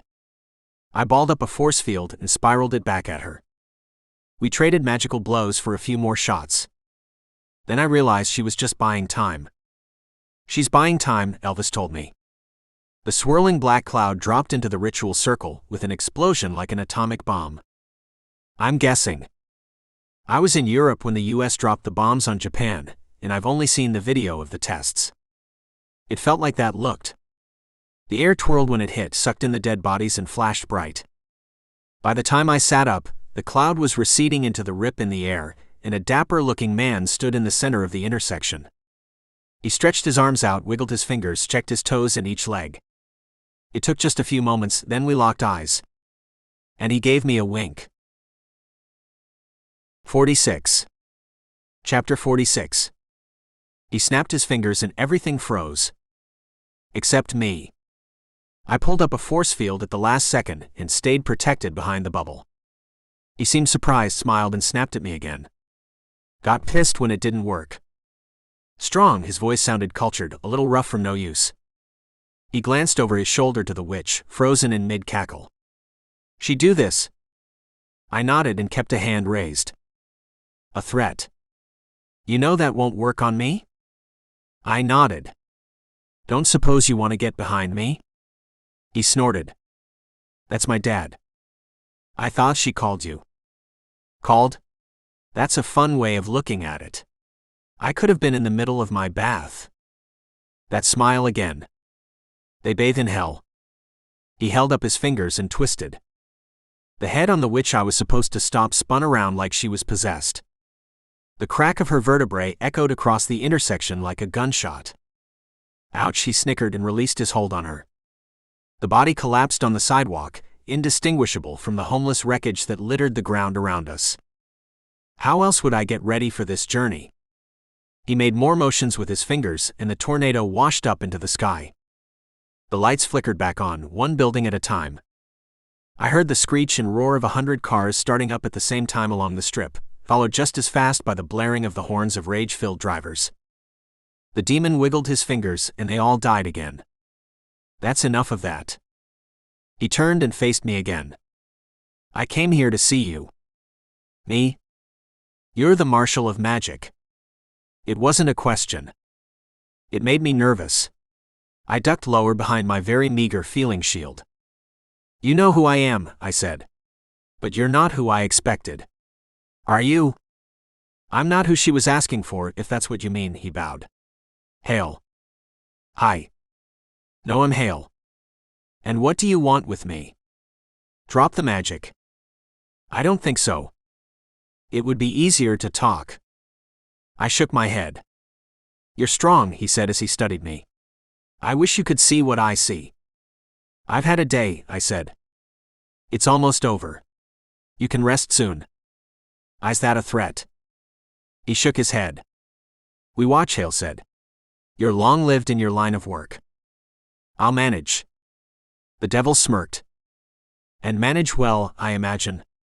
Until that time, I'll need your help in Memphis. I shifted in confusion. When this is done, he waved at the Vegas Strip slowly rolling back to life. Give it to the gamblers, tourists and trade, there wasn't much that would stand in the way of their fun. Not even an incursion from another realm.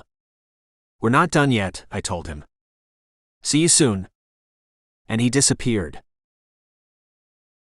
47. Chapter 47. Elvis unfroze as soon as he was gone. Did he just freeze you? Everything, my ghost wheezed. Do you know how much power that requires? A lot? Double that. I glanced around just to be sure we were in the clear before dropping my force field. Elvis floated up and searched. The stalled cars began starting again and the horns followed.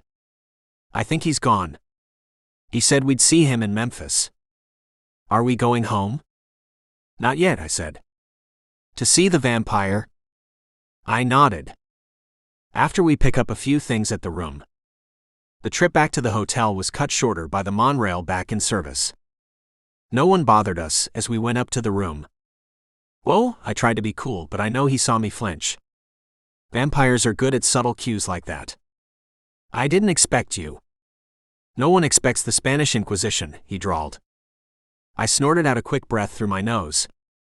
Mind if I change my pants? He made a gesture with a hand, slow and exaggerated. I was glad he did. I didn't want to die wearing a towel around my waist, and this ancient predator was going to kill me. Why else would he be here? My magic would delay it, of course. I was lucky like that. I could get off a spell or two, try to slow him down, make some sparks and fireworks, but in the end his speed in this confined space would be too fast for me. A human just can't react that fast. I slipped my jeans over my waist and buckled them up. Can I at least wear my boots? He sighed like this was pushing him too far. It's the cowboy way, I tried. You are not a cowboy. He said it like it was 2 words, and that bothered me. 1, because he was right. I was not a cow nor a boy. Far from a boy, in fact, and pretty close to being far from a cow. And 2, he just sounded prissy when he said it. Like he was better than me. Better than the situation he found us in. Snobby. I ran into a bunch of his types when I was over in Europe, fighting a war they couldn't win against an enemy stronger than anything they had ever seen. Or at least they hadn't seen for a millennium or two. Die with your boots on, I tried to add a joking edge to my voice. Marshall. Elvis watched the exchange with a worried look on his face. I didn't know what he was so bothered about. Once I was gone, his tether would be broken, and he could tie into something in Vegas. You don't want to spend the rest of your time here? I asked. It looked like I was talking to the wall. I caught the vampire tilt his head like a confused dog. He must have thought I'd gone crazy. Elvis pointed, and I glanced at the vampire in the corner. The flying LV leaked through the wall around him, surrounding him. A dozen ghostly entities in various stages of the King of Rock and Roll's career pressed their invisible ectoplasmic bodies in a tight ring around the undead hunter. I tried to think and slipped on my socks and boots as fast as I could. Will this work? I stood up and asked the wall behind me. As you can imagine, there are 0 published reports on this, Elvis said as he floated down next to me. Of course it will work, the vampire surged like liquid. I have yet to fail a kill. And then the room exploded. 48. Chapter 48. Technically, it wasn't an explosion. Technically, it was my spell blasting outward at the speed of thought, removing the exterior walls of the building. I needed more space. It was also a force wall of invisible air slamming across the 15 feet of room space against the vampire as he raced to kill me at the blink of an eye.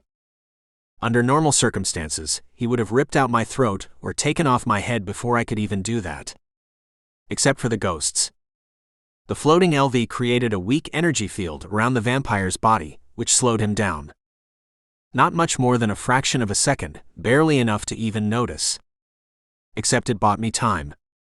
Time to blink, time to think. I had composed the spell in my head while slipping on my boots and cast it as I stood. The vampire didn't see it coming. The force shook him from his feet, carried him through the brand new opening in the wall 15 stories above the strip. And then I hit him again. The second spell took flesh from bone and turned him into a floating anatomy chart. Then it kept going and reduced bone to dust with a smattering of sparkles that cascaded down from the night sky. To anyone on the ground, it would look like a fireworks display with fading trails of sparkling light. Inside, I leaned against the wall and took a deep breath. I wish I could write this up, Elvis said as he floated over to me. There's nothing like this in the histories. I'll find you a transcriptionist, I said as I fished around for a t-shirt. Someone beat against the door. Security, a voice screamed. Open up. They didn't wait for me to answer before the pounding turned into someone trying to break in. That's what happens when you blow out a wall in a building. People don't think magical fight between a wizard and a vampire. They think bomb. Which meant Homeland Security would be on their way, along with a bomb squad and more police. The kitsune is going to lose her room deposit, Elvis whispered. I slid into my gear and put up an invisibility spell as the door crashed in and a half-dozen armored officers swarmed through. I kept my mouth shut and moved past them, weaving in and out as they searched the room without going all the way in. First responders, man. Always going where the danger is. I'm glad I killed the bloodsucker, or they would have paid hell if he was there. The hotel fire alarm bleated in a steady warning, white lights strobing to light the path. Are we going to find out why he was sent to kill you? Elvis asked once we reached the stairwell and followed the crowd down. Not yet, I said as I motioned to the convocation of 12 Elvis accompanying us. First, I'm going to show my appreciation for their help. 49. Chapter 49. It's closed, the driver said. I could see his eyes in the rearview mirror, dark and mysterious. Wide from curiosity. We were both wondering why I was there. I know, I said and put a couple of bills through the plastic screen that separated him from the passenger area. Stick around. He looked at the 220s and nodded as he stuffed them in his pocket while I got out. Are you sure this is the place? The private airstrip was lit by well-spaced vapor lights that dotted the night with cones and shadows. There were 4 rows of hangars arranged around 2 long airstrips, a small 3-story tower perched on metal legs, and a concrete block terminal building with a light on inside. I could see rows of airplanes tied down to the tarmac as I checked the padlock holding the giant metal gate closed. That's what they say. I glanced over my shoulder to see Elvis and the accompanying congregation of ghostly impersonators. They nodded, spectral mouths moving, but I couldn't understand what they were saying. I could only interpret my own personal ghost, I guess. I'm not sure what I can find when they're closed, I said as I lifted the padlock and shot a bolt into it. The chain slithered out of the gate and clinked to the ground. The taxi driver saw a little B&E and decided to split before the authorities showed up. I watched his red taillights dance off into the darkness, going a hell of a lot faster than he drove out here. Can you blame him? I asked Elvis. He didn't answer. Ghosts of watchers weren't as concerned with breaking and entering as still-alive wizards. Though I wasn't sure how long I would be. Word of the vampire assassin's demise would have reached his boss by now, and he would unleash a horde of hunters to track me down. They wouldn't be full-fledged vampires, likely thralls, but that didn't make them any less deadly. Especially if they had weapons. A bullet can kill a wizard just as easily as his head being ripped off. Bigger fish, I told Elvis as I shifted the gate open wide enough to let me in. The Vegas lights glowed against the horizon. I still had to find the witch I'd been sent here to stop. Still had to find what was happening. This little detour was costing me time. But I'd always had a sense of fair play, and these ghosts had helped me when they could. The least I could do was find out what happened to them. The metal door was unlocked when I opened it and caught a clerk watching YouTube videos on the computer, both feet propped up on the counter. The terminal wasn't much of one, even for a private airstrip.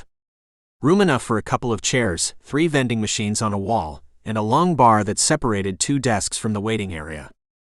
I could see 3 doors along one wall, 2 of them marked for restrooms.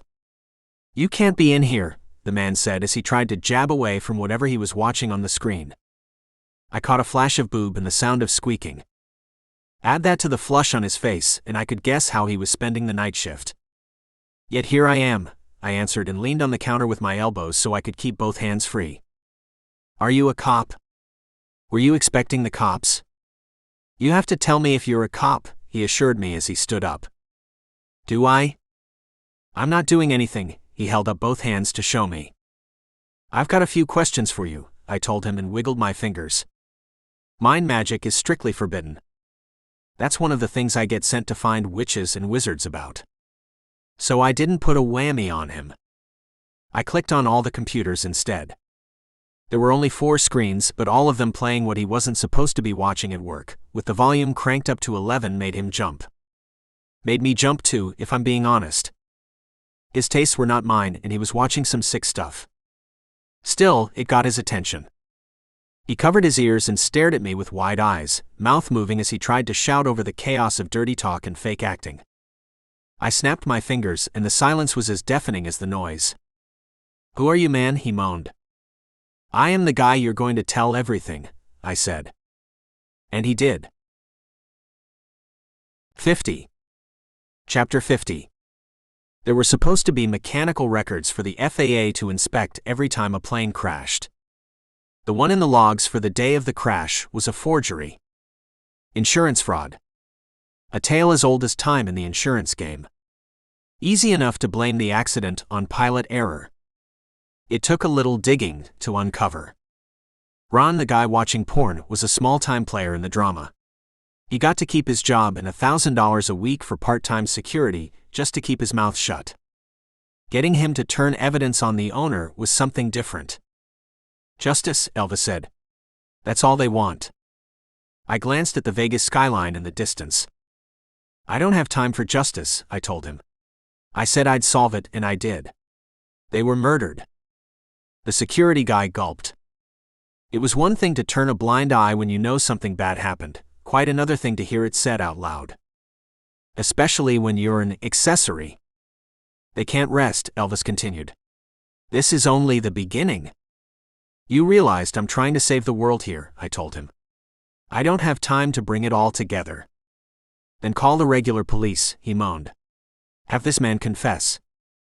I can't make him confess without hexing his mind. Wait a minute, Ron stuttered. Hold on now. Hold your horses, Ron, I said, and he watched me argue with the wall. We can finish this after I'm done stopping the witch. Or, Elvis countered. You can call the police now, have them appear here and finish this instead of chasing another tangent. I'm not chasing tangents, I snapped. I got fooled. Fool you once, shame on you. Fool you 13 times. That's not fair. Elvis gestured to the LV. And that's fair. These men who only wanted to entertain thousands. That's stretching it. With their incredible performances from the world's best musician. Come on, Rodriguez. The ghost was at the end of the tether that kept him attached to me, and whirling like a dervish he was so worked up. I cannot believe you won't see this through for me. I will, I promised. After. You got me killed, he shrieked and hit the breaking point. This is the least you can do. He darted forward, and I tried to hop out of the way. Ron saw me coming and let out a yell of his own and jumped. He crashed across a desk and flipped over against a wall. Elvis used the tether to haul himself close as I kept backing out of the way. Then he hit me. A cold wave of shivering sensation washed across my face, my torso. We slammed into a wall as I lost my balance, and he went through it. I stumbled away, which yanked him back again, and we stood there staring at each other. Both of us were panting, though his was more from the memory of exertion than the actual thing. I think. Maybe ghosts did get winded, a sort of spiritual exhaustion when they expend great effort. Ron pulled himself up and stood shaking by the window. What the hell are you doing? I can imagine what he saw. But I wasn't sure I had time to explain. I didn't know what Elvis would do. 4 of the other impersonator ghosts drifted in around Elvis. I watched them talk to him, and he stopped looking as mad as he had. Which scared me. He looked worried instead. Marshall, he gulped. I think we've got trouble. 51. Chapter 51. Trouble was an understatement. I counted 6 pairs of headlights roaring up the road to the airport. No telling how many bodies in each car. My second thought was the vampires were coming. It's easy enough for a vampire to find you. The one who was waiting to ambush me in my hotel room would have a thrall or 3 posted out front to watch. Or 6. Thralls were cheaper by the dozen, at least according to vampire fashion. Plus the whole vampires shine bright like a diamond in chick-lit phase made very party person in Vegas want to join the undead scene. I guessed. There was a vampire love fest in the roaring 20s that I just missed, but had read about, both in history and in pulp fiction magazines of the day. I guess it all depends on who happens to be in charge of PR that particular decade. Some phases it was all love and sexy and glamour rock hairbands. Others it was stay underground, stay quiet and pull the strings behind the curtains. We happened to be in a popular vampire phase, so it stood to reason. A vamp couldn't throw a fang without picking up thralls by the hundreds. The head vampire stepped out of one of the armored SUVs. He looked around at the airstrip, then his dead eyes settled on me. "I've lost children to you," he said. I started calling up spells. Not that it would do me much good. I'd get a dozen thralls, may one of the drivers. But I was a dead man. A vamp that old can move almost faster than thought. I'd manage a few spells and my death curse, and after that my ghost would watch me bleed out on the tarmac. I wondered if I would be tethered to Elvis forever, or if my dying would free him. I wondered if I could take the big guy with me, and what would happen to the thralls if I did. "And yet," he said, "you did the service I requested." I did. Tried not to gulp. Failed. The bodies downtown were identified as those who had been taken, and the witch you killed was the monster stealing them from me. She was? I coughed and nodded. I mean, I knew that. Vampires don't smile. I'm not sure they feel anything after a couple 100 years. That's a lot of time to study humans, to get the ticks and tells down. Especially when they're as easy to read as me. I see you have lost your kitsune. Was that a joke? No one owned a god. Small g. She left me in the desert. He probably already knew that. The nod confirmed it. And you have solved another mystery. I followed his eyes, looked over my shoulder and watched the flying LV flitter off, released from their tethers to roam the world and carry on into the next realm as they chose. I opened my mouth to say something. He held up very long fingers to forestall my comment. Before you indebt yourself further, I have delivered an automobile for your service, he motioned to one of the black sedans. I didn't ask for a car. He stared at me. It is not a favor you will owe, the corner of his lip turned up. A companion of yours made the request. I don't have any companions, I told him. He said you would need to leave tonight to make your meeting in Memphis. Oh. He said your face would look like that as well. He thought I might find it quite amusing. It was my turn to stare at him. He was right. I watched the ancient vampire slither back into the confines of the black SUV, followed by his thralls. The convoy turned and left, except for one lone car sitting on the edge of a runway access. No one would believe this if I wrote it for the archives, Elvis said. I'm not sure I believe it myself, I said. After a moment, I led him to the car and we started chasing the sunrise for a 3-day drive. The end.